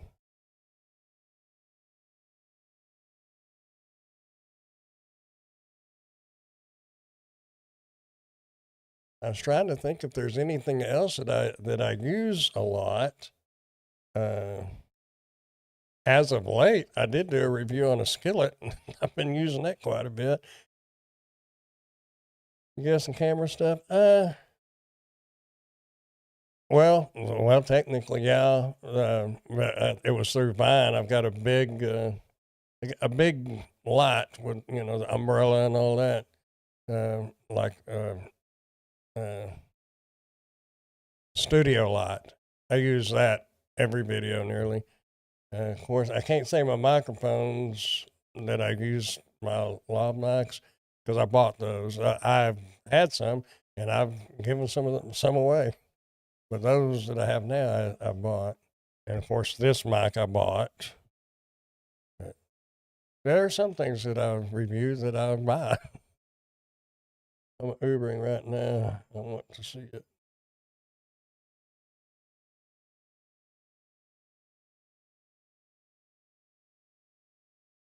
You want to see the electric scooter? Electric scooter is easy. Hang on.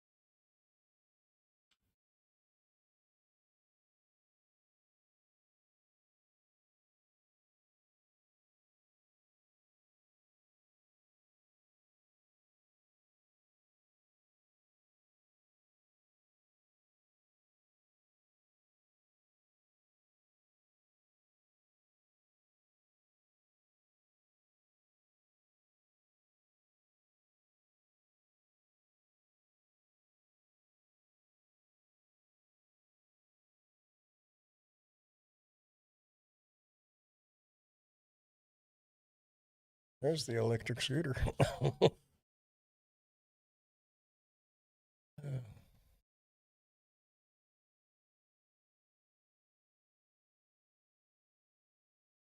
Or how many dash cams you reviewed? Oh man, I don't know. I have no clue. Did you buy the mics? Yes, I have. They are the what are Ceremonics.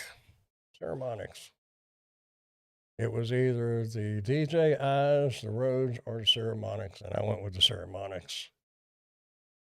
Maybe I should have went with the DJIs. I don't know, but that's what I got. What state are you in, Spice? Being grandfather in Texas, but on opposite ends of the state. Yes, the scooter. But believe me, he's done a lot of dash cams, yeah. Oh, the horn is ridiculous. I don't even know if you'll be able to hear it. I need a new dash cam. I've actually got, I think I have two that I kept just for backup. I still have mine in the car, even though I'm not doing delivery or Uber or nothing. It's the 3 channel, got the inside, the front, and the back. But this other one, that last one I did, is a Pelsey. It's good. I have learned a lot about dash cams, though, and the last couple or three that I've been offered, I turned them down because they are misleading.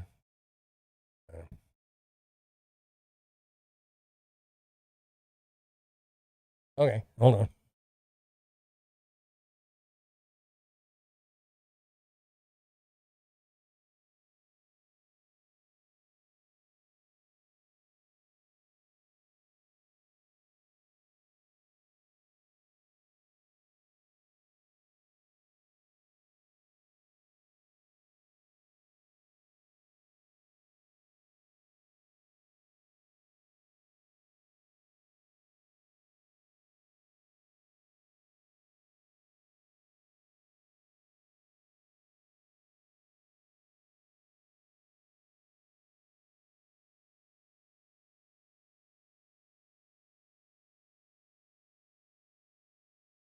Honk the horn. Oh,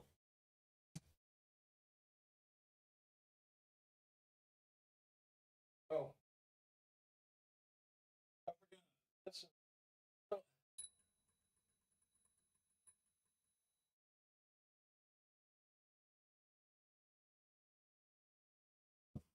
It was another, I did a review on another scooter that actually had a horn. This one just got like a little bell.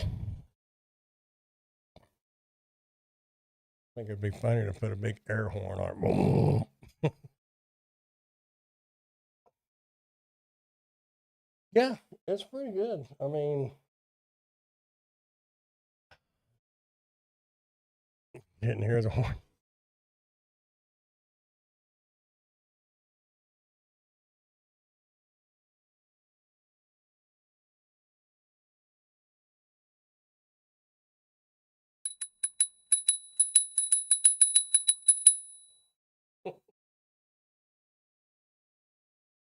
I did buy that.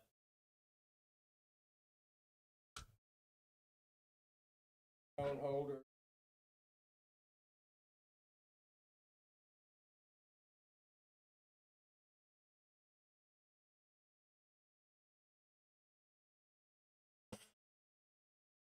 Yeah, the horn is a joke. But yeah, I've got the I put a GoPro mount down there on the bottom of the wheel and a GoPro mount up on the top.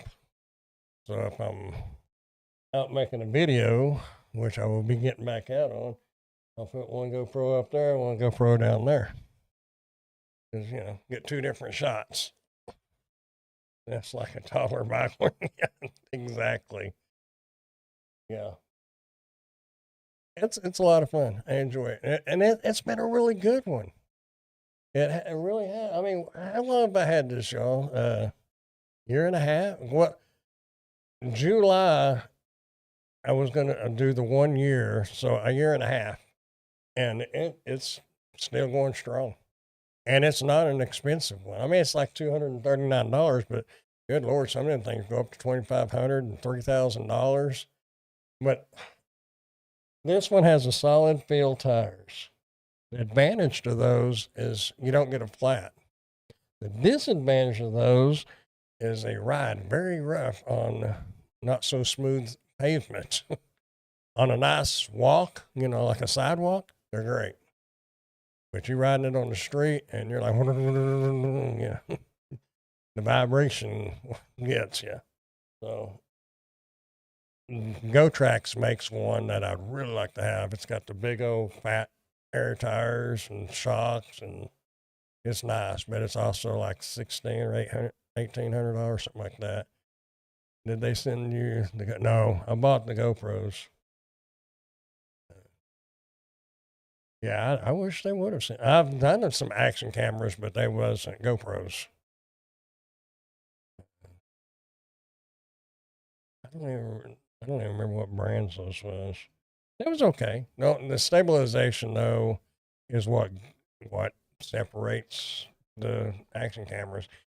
$300 versus $49 or $59, whatever, is the stabilization. Just taking a picture and something like that, or putting it on a tripod, they're good. But if you're trying to walk, they're shaking. Of course, I tend to bounce when I walk, so I'm not really, even with the GoPro, I'm not very good. And then I was doing it. Oh, here's.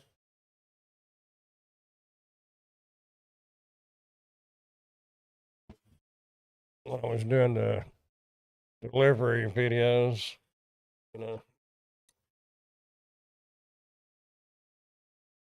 take that, match a GoPro on there, put this very strong magnet on the inside of your shirt, and then the GoPro right there. Or you can put it up here, wherever. But anyway, pretty cool little device. Uh-oh.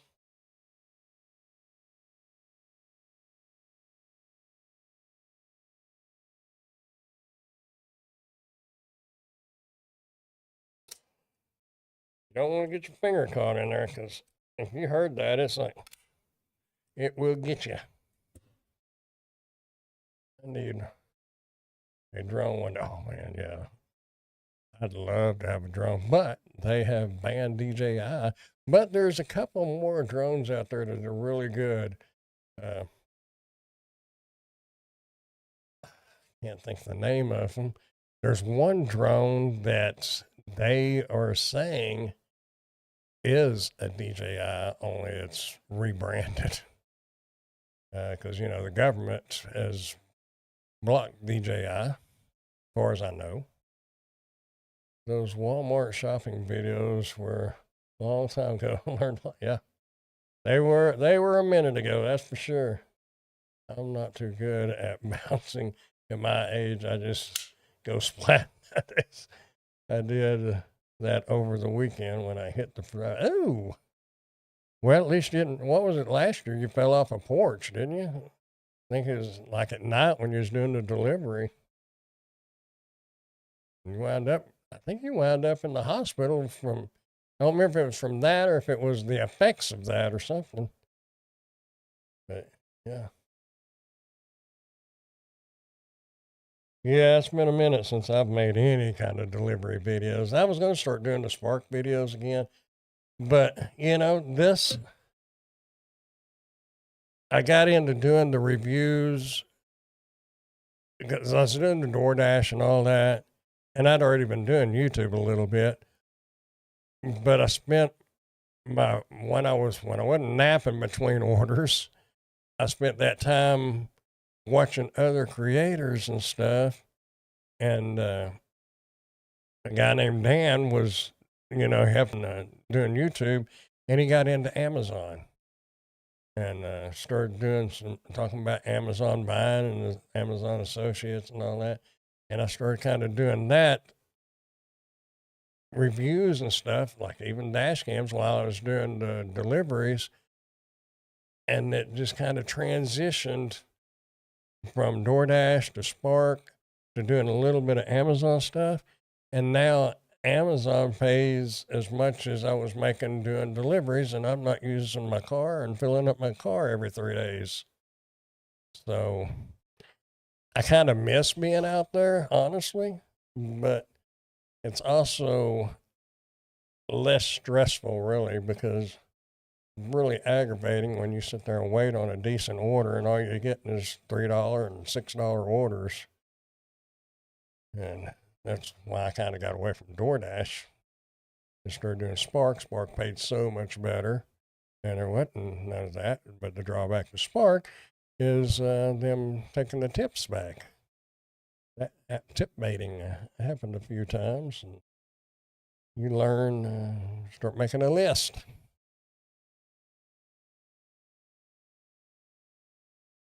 Between YouTube and Amazon, yes. But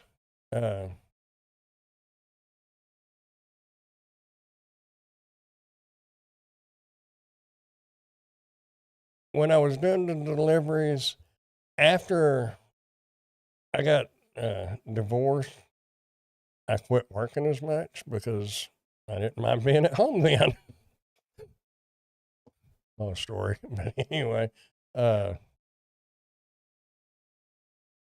I'd work 6 or 7 hours doing deliveries, and and that's the aggravating thing about doing deliveries, and you know it as well as I do if you've been doing it for a while, is what you used to could make in 5 or 6 hours. Now you got to work 10 to 12 hours. You can still make the money. People ask me, can you still make money doing it? Yeah, you can still make money doing DoorDash and Uber and Spark, but you're going to work probably almost double the hours what you did 3 years ago. 5 years ago, it was great. Well, 4 years ago, it was great. If I ever make reviews, I can make as much as delivery. Uh, it takes a while, but if you start doing it, keep doing your deliveries and do the videos too, and let your channel grow and get these people sending you stuff.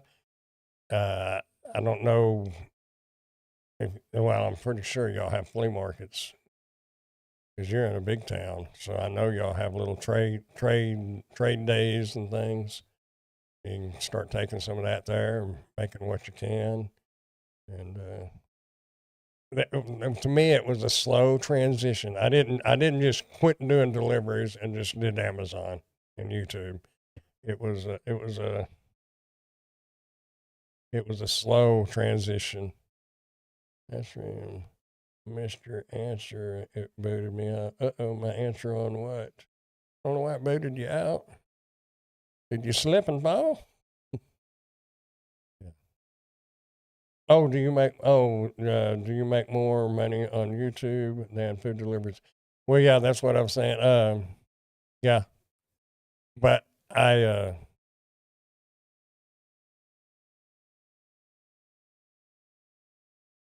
it depends. It depends on you know it as well. It depends on your market. That's what everybody says, but it is true. If you're making $75 a day, you know, but if you're having to work 10 hours a day, which where you live, you probably make a lot more than that. Amazon. That was my deciding factor on quitting doing Spark because when my Amazon commissions started matching or getting close to my Spark earnings, by the time you subtract your gas, your wear and tear, everything, the whole spiel, you do delivery.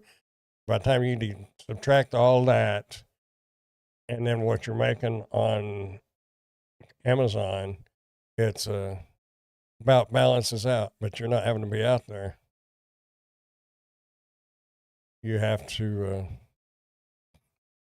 you got to take that in consideration, I have, It wasn't a new Infiniti, but every time you put your car in drive, there's a chance you're gonna get hit. My car got totaled by a DoorDash driver. Imagine that. But anyway, I come out on that. But doing the Amazon stuff, you're less apt to have your car totaled or wrecked and wore out. So you got to consider all that, and with me, it's just me, so I don't have that many bills. A couple of thousand a month, I'm good. Luckily, you know, I'm I make a little more than that, but I've caught myself spending a little more than that. And, I buy different things here and there now, where before I really didn't, but now I do. How many videos do you do? I don't actually. I don't do that many. There, when I was real busy and building the channel up, I was probably doing, I don't know, a couple a day. But that's videoing them and then edit them, and then you got to make your thumbnails. It's full time. It's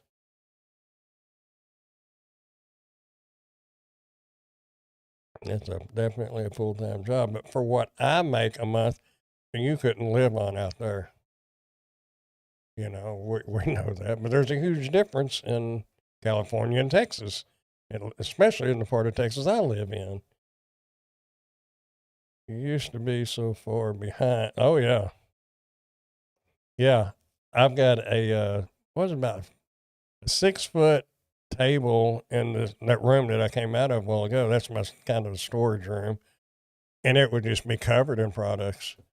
And I would just look at them, and I'm like, it's what I was talking about earlier. It's like walking into a house where 3 or 4 toddlers or little kids have been playing, and there's toys scattered everywhere, and you walk in and you're tired, and you're like, oh my God, I don't want to do nothing. And you go sit down on the recliner. And that's what I was doing. I had that table full of stuff. Some stuff stacked on the floor because I ran out of room on the table. And but starting in 2026, I've started telling a lot of them no. I'm not doing the cheap stuff anymore. If I can't make a commission on it and make it worth doing, that my time's more valuable than that. And like I said earlier, I'd rather take a nap than make $2. Are people buying from your Amazon page or your YouTube page? On-site commissions, which is on Amazon, I make a lot more, but off-site, it it does okay. I mean,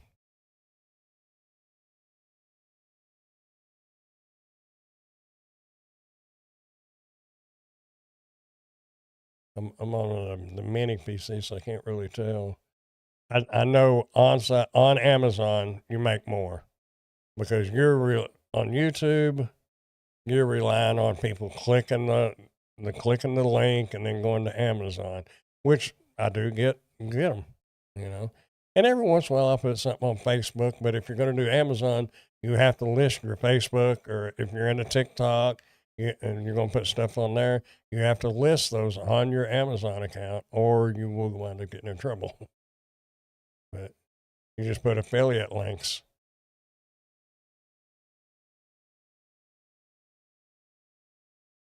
Getting all these free items, yeah. It's a blessing and it's a curse. Because, like I said, when that table's full and you walk by there and you think, oh, God, I got to get all this done, and you're 2 weeks behind and they're emailing you saying, hey, did you get this product? Not trying to rush you, but when do you think you're going to get it done? And, it gets overwhelming. It's like multi-apping. Running DoorDash and Uber and Grubhub and Spark all at the same time, and their orders are coming in, and like, blah. That's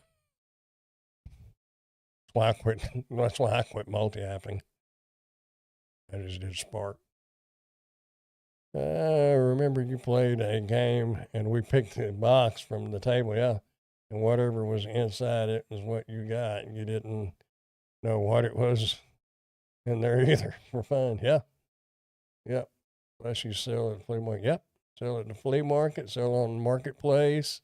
And like I said, a bunch of, like, Christmas comes around. Like right now, if I had one of my grandkids' birthdays or something, I've got a really cool little Bluetooth speaker. It's a car, but it's a cool little speaker. It'd make a good Christmas or birthday present. And so technically it saves you money come Christmas, you know. Like my daughter just had a birthday. And she had mentioned air purifier and a battery bank, you know, to plug your phone into. I didn't have to go buy them. I had them. I just saved them because yes, I am a man, but I have over the years I've learned to actually listen. Took some years to figure that one out, but I started listening and I remembered her saying it, so I just when I got them, I just put them back. Do you have? So do you have reviews on your Amazon page? Yes. Uh,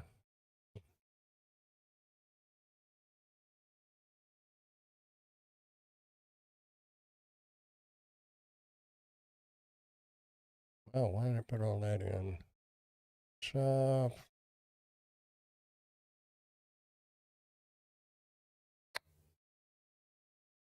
I don't know why I was putting all this other stuff in. Boom,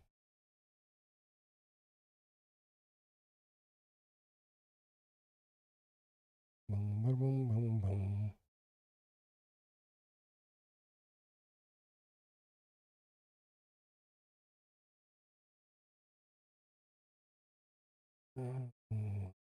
True rat. Yeah, the thing, and that's if you get into doing reviews, um, you're going to put your videos on your Amazon storefront. If you get a storefront, if you go that route, but you can take those same videos and put them on YouTube as well. I record the YouTube video and then I edit the end of it and put it on Amazon because on Amazon you can't say links in the description because there is no description on Amazon. So you got to kind of cut that out and check out the playlist. You got to cut that part out. But usually it's the last 30 seconds that I have to cut out, which is easy to do. Then you got your videos on Amazon and on YouTube, and you didn't have to make two different videos. Repurpose them. And there's a lot of people that, if you're into TikTok, you can make a boatload of money on TikTok too. I started to dabble in it a little bit, but it was too much of a headache. And that's when I was having all the stuff to review. It was just too much. I didn't want to have to keep up with it. But if you're into TikTok, Instagram, even on Facebook, you know, if you've got enough followers on Facebook, you can put those affiliate links in all those places. There's people that sell on Amazon and on TikTok Shop. And some of those people are making, you know, several $1,000s a month. 5 to 10, 15, $20,000 a month. And that's what's bad. And, you know, and I've said it before, I could make a lot more money if I had more time. But I don't want to deal with TikTok. I don't think I'm not money hungry. You know, there's a lot of things I want. I want a new pickup, a new house. I'd like to get my mom a house or, you know, and a car. I mean, she's got a house, but her poor old car, it needed replaced 5 years ago, 10 years ago. And, you know, there's things I'd like to get like that, but I'm not going to kill myself to make, you know, more money. I'd rather enjoy life a little bit. You know, I'm getting older. So, like crappie season's around the corner, fishing, you know. I've got a 30 Shoes Adventures YouTube channel that if I start making videos again, I could probably wind up getting it monetized. May take a little bit of time, but I could probably do it and be doing stuff I enjoy and just do a little here and a little there. And what do they say? Multiple streams of income. You don't rely on just one. It's kind of like what I used to say when I was doing the DoorDash videos and all that. Don't rely just on DoorDash or just on Uber. Get multiple apps, even if you don't use them. Have them, just in case. We're all getting on. Yeah, I got a birthday coming up in April. Yeah. But now I'm looking and saying, just a few more years and I can start collecting Social Security. What was it? We got 67 or 68. I got a few more years, not too far. I have fingers in so many pies. That's the way, you can have a regular W-2 job and stress out all the time and hate punching the clock and hate, the scheduling and all that. But you got consistent money. But you can also have your fingers in different pies.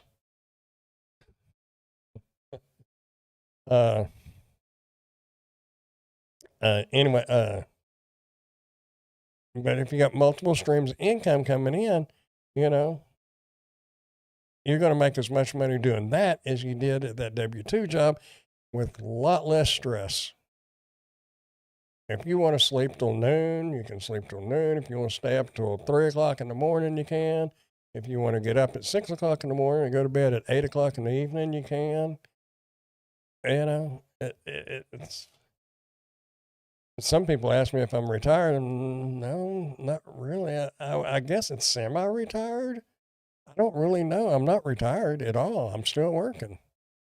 But in most people's minds, unless you're working a W-2 job, you're retired or unemployed. You can draw it at 62, 65. You have to sign up for Medicare, and 67, I'm waiting. Yeah. But at 62, if you do it, from my understanding is you're capped at how much you can make. And if you make over that amount, then they deduct it from your Social Security check. If they ever change that, I would do it at 62. But I don't want to be capped, because honestly, I don't know how far this is going to go. 1 month it may pay better than last month. The next month it may pay the same. The next month it may pay a little less, and the next month it may pay more. But it's a roller coaster and going uphill right now. So I don't want to limit myself. You will be capped at any age. I thought at 67 you could make any. I thought, I may be wrong, but I thought at 67 you can make any amount, whatever you want to make, and you still get your Social Security. In reality, we work far more working for ourselves than we did. You're exactly right. Yeah, when I up until this month, actually, because I made my goal. Remember, y'all, I said by 2026, I want to be able to, if I don't want to video it all that day, I don't have to. If I want to go a couple of days, I don't have to. I want to slow down. I made it. I want to keep it that way too. Y'all might have to kick me in the butt and say, hey, slow it, and you're getting back out of the whack. But yeah, when I was so busy last year, I was working 18 hours a day, but I was doing it. I was doing what I wanted to do. I enjoyed it. It consumed a lot of time because there were some times I wanted to go fishing, and I just didn't take the time to do it. This year, knock on wood, I'll be able to do it.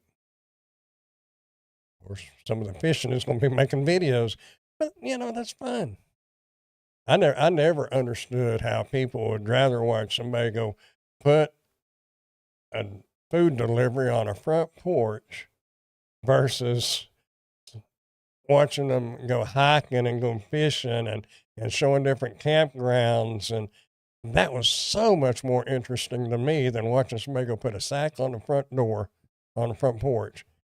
But man, Dash and Grandpa went right on past Dirty Shoes Adventures and started making money. I never understood that, but I guess because it has to do with money, and people are more interested in money than they are having a life.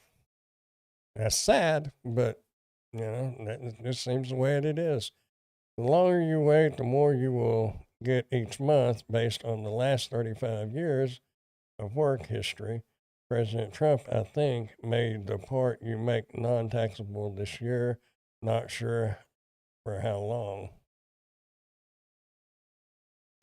I don't know. I just don't want to, if I could make cash money monthly, I would go ahead and do Social Security at 62, but I don't. It's reportable income. And I don't want them to say, well, if you make over $2,000 a month, we're going to subtract $400 a month from your Social Security. And that's working backwards, No tax on tips starts too. Unfortunately, I don't get any tips anymore. But, it's okay.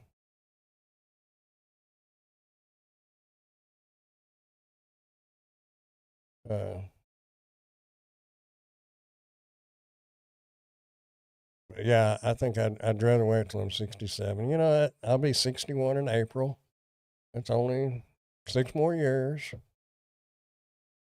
But I thought I heard somebody talking about him. They're talking about making it 70 or 72. I don't know. We'll see. It'll probably always be a step ahead of me. I just don't want to be capped. I could make $2,000 a month, or I could be making $10,000 a month, or $20,000 a month. Who knows? I don't know. Whatever comes my way, I'm going to take it and be thankful for it. I'll be 62. I'm right behind you. I'm a 65 model. It messes with Medicare too. My brother sold his house, so it had to show as income, and it made them pay more for Medicare the following year. The next year, it went back down. That's just crazy. That Medicare, man, I don't know. I know we'll probably all be on it because, right now I'm on that marketplace insurance. Probably when you start drawing Social Security, you'll be ineligible for it, I'm sure, if it's still around. And then I'll be having to do Medicare, but I don't know. Hopefully I'll have enough money in the bank to have a good Medicare policy. The one that covers more. I know there's different things you can get. Part D, and I don't remember what all. I used to work for Blue Cross and Blue Shield, and I knew a little bit, but I don't. It's going out of my mind a few years ago. Yes, once you get to 65, you have to get on Medicare. So I guess my hernia, I need to get fixed, and that ticks me off. I got a hernia, and I could have got it fixed last year. But Blue Cross and Blue Shield screwed up doing my insurance claim. So the doctor thought that I still owed them money, so the doctor wouldn't see me to do the surgery. But after some phone calls and a little bit of making them check into it, they found out, oh, my bad. It was paid 100%. You don't owe that doctor nothing. But of course, it was too late then. I know one thing, if I wind up having to do a few different things this year and I meet my deductible, I'm going to get this fixed. I'm tired of wearing this. I have to wear a little belt thing. I should have got it fixed when I worked at state hospital because I had insurance then. I should have got it fixed. Actually, one of the patients is one that discovered it because you know how you just kind of walk by somebody and or other guys do, pop them on the back, hey, what's up? He's a cool dude. He was a patient, but he was cool. But when he popped me in the belly, it wasn't even hard. I was like, oh, that hurt. And then I started paying attention, and you could put your hand right there above my belly button and cough, and you could feel it. And over the last few years, it's gotten a little worse, and it needs to be fixed. But anyway, there, a little personal information there. Nobody asked for. But we were talking about insurance, and it was just aggravating. You're always picking up heavy stuff on the videos. Yeah, I know. Yep. But if I don't do it, who's going to do it? Got to be done. I do try to watch how I lift, though. Oh man, when it started getting worse, I had some. You get. I don't know if y'all have ever known anybody that had a hernia or anything. And biblical hernia, they say you're born with it, but as a baby and then growing up, you don't really notice it until you start getting older and bigger and stuff, and it tears a little more. But you get basically your stomach, you get stomach, what do they call it, stomach twist or something, where your insides kind of twist, and it will literally make you throw up. It'll make you sick. Feel terrible, sick, cramps. It's horrible. And then if you get a good belt or something to help kind of keep it all intact, it's not so bad. But anyway, man, I have been rambling on for an hour and a half, y'all.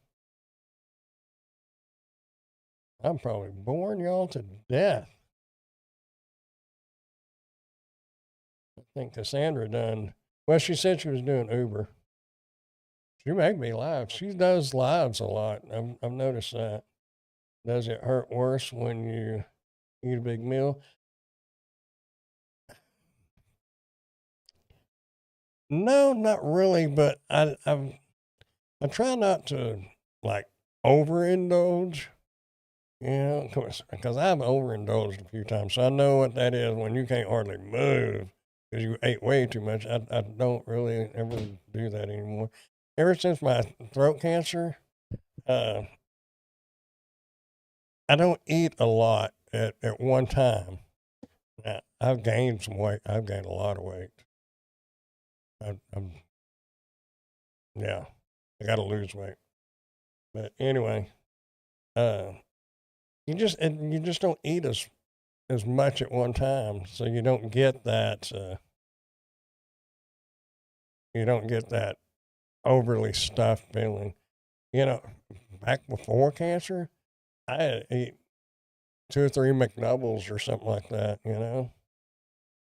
And now, if I was gonna eat a McDouble, probably one Whataburger, I can get a Whataburger Junior.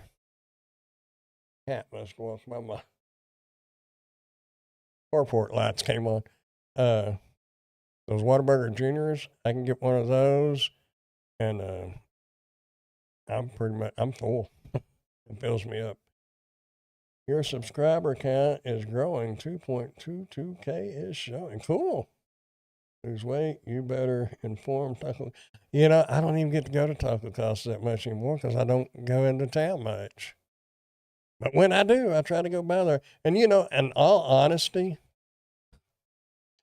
I I have gained more weight since I stopped eating Taco Casa. It's what was his name from Subway? Taco Casa was my Subway. I lost weight working there or eating there. But in all reality, I was doing Spark and moving and going and doing all the time. And now, if I ever got to financially able to, I would probably check into buying a Taco Casa. And I'm not exaggerating either. This town that I live in, just north of Wichita Falls, needs a Taco Casa. Uh, and I think it would make bank in this town. Because all there is, as far as fast food, you got Whataburger, McDonald's, and Taco Bell. You got Chicken Express, but that's kind of a different ball game there. Taco Casa would do really good, and I would see if I could buy into the franchise, because I think you can buy the kind of like Taco Mayo used to be. You could buy into it and own your own store, and I would definitely check into that. But I just don't know how much it would cost. I'm a long ways to having that kind of money, but maybe someday, because if you start making that kind of money, you need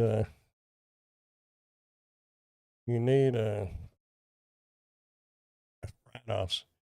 No Dairy Queen or Subway. There is a Subway, but no Dairy Queen.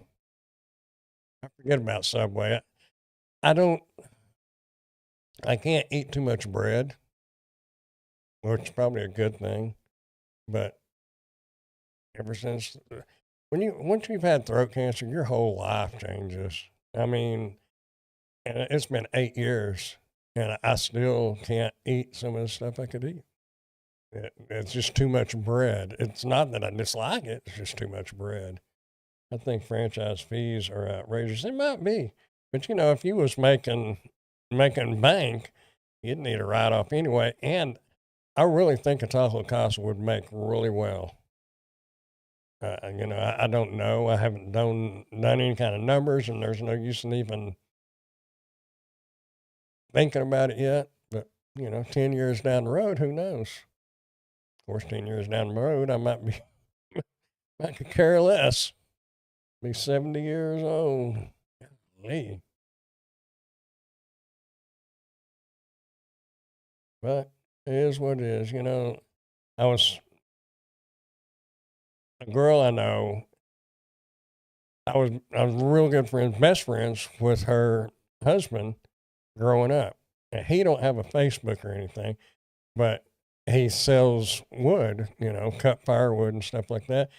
And somebody had asked about wood, and she made the comment and said they've been in business for 35 plus years. I made a little comment under her comment. I said, technically, you could put he's been in business for 45 plus years, because back when we was 12, 13, we was going across the highway on Bucksburger's land, so and a farm, ranch, whatever. We was going over on that land, cutting firewood and selling it. But technically, even back then, he was cutting wood.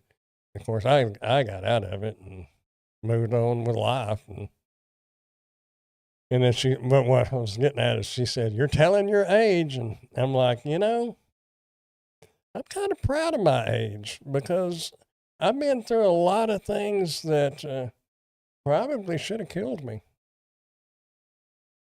So I made it this far, and I'm pretty darn lucky. Yeah, so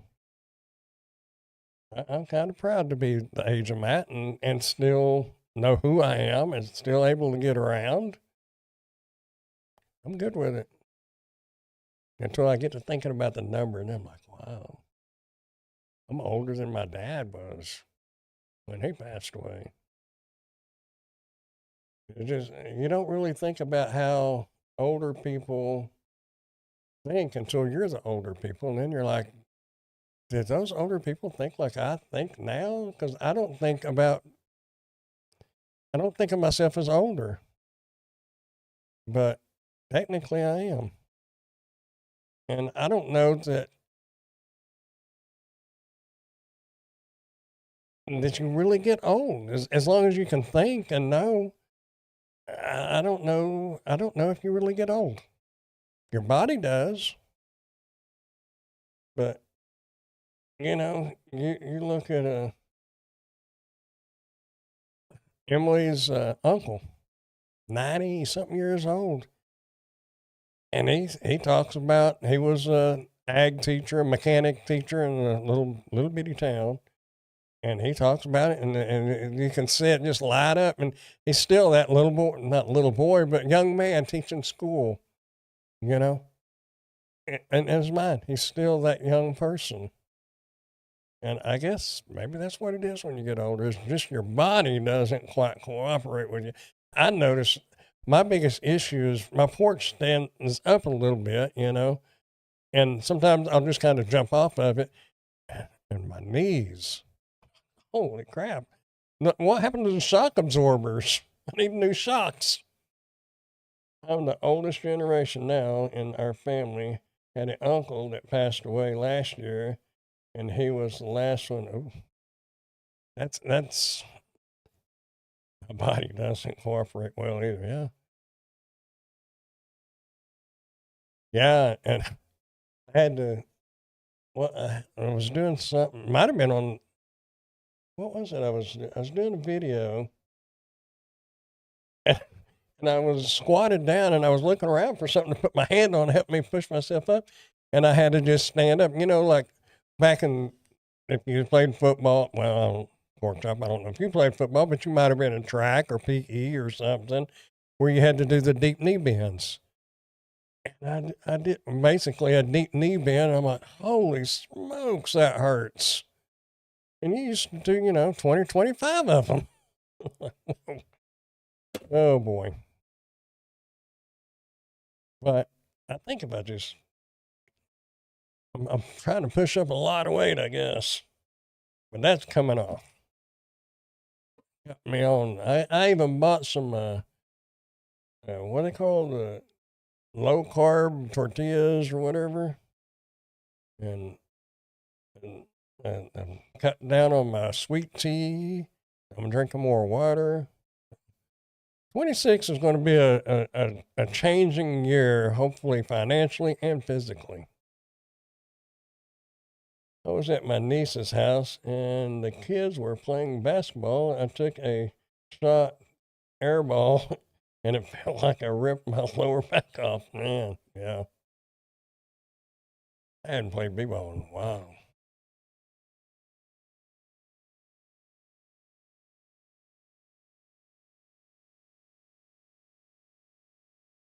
Winter storm warning. Is it warning now? Just issued. Click on that and see what it said.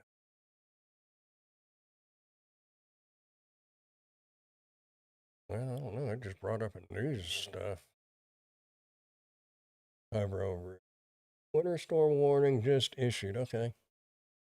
I don't know why they're just now issuing it. It's not like we didn't know it's coming. Me and PE didn't get in too well as a kid. I was fit enough. I didn't need to go too crazy like that, the rest of them. Well, where I went to school, you didn't have a choice. You either played a sport or you was in PE. So, rodeo club didn't count. I was in the rodeo, FFA and rodeo club. They didn't count that one. And I didn't want to play football because that interfered with my extracurricular activities. My mom would be laughing, you was chasing girls. Extracurricular activities. Anyway. Well, you know what? We're all blessed to still be here. And that kind of makes me think about something. And some people say, well, I just ain't got nothing. I need this, I need that.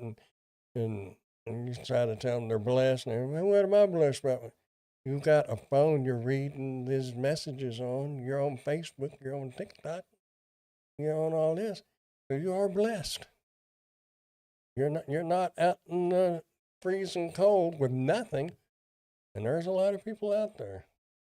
And I feel sorry for the people. And you know, I'm going all over the place. It just made me think about this weather coming in, and I know how the Bay City mission works. You're only allowed to stay so many days, and then you have to leave for so long, and then you can come back. I hope that something that they make different accommodations, arrangements, or something for those folks. Because there's not a whole lot of homeless people here, but there's quite a few. I mean, I say a whole lot in comparison to probably Houston or St. Louis or Dallas or something. Well, I mean, we got a bunch, but not compared to them. But man, even one person out there, I hope that they let them come, you know, maybe extend their stay at the Faith Mission or at the Salvation Army. And those are the people that's got the right to complain. But then you got somebody that complains when they're holding a new iPhone in their hand. I just ain't got nothing. Nobody cares. You got a brand new phone, man. You're not destitute. Just be thankful for what you got. Anyway, on that note, I think I'm going to sign off. And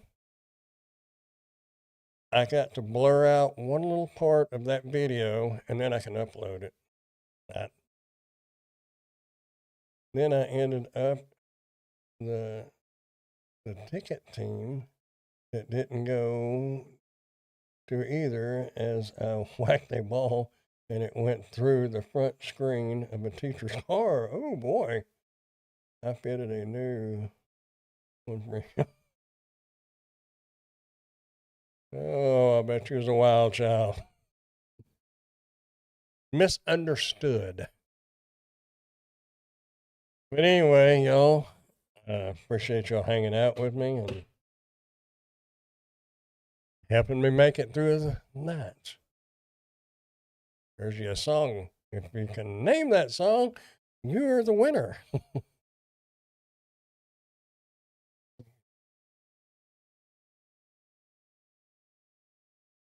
Who was that? Chris Christopherson? Anyway, I was in this. Yeah. Me too. Me too. Anyway, that's what I told her dad anyway. Joking.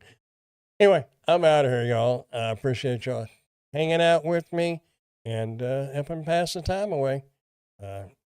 Lord willing, I will see y'all on the other channel tomorrow night, 9 o'clock, over on Ask Grandpa. We'll find something else to talk about. You know me, I'll keep rambling even if I have to talk to myself. So, good night, Pork Chop, Ray, Cassandra, if you're still there, Mom, if you're still awake, which I doubt you are, but you might be. See you next time, everybody. Yep, until we meet again, happy trails and keep smiling. Y'all have a good one, and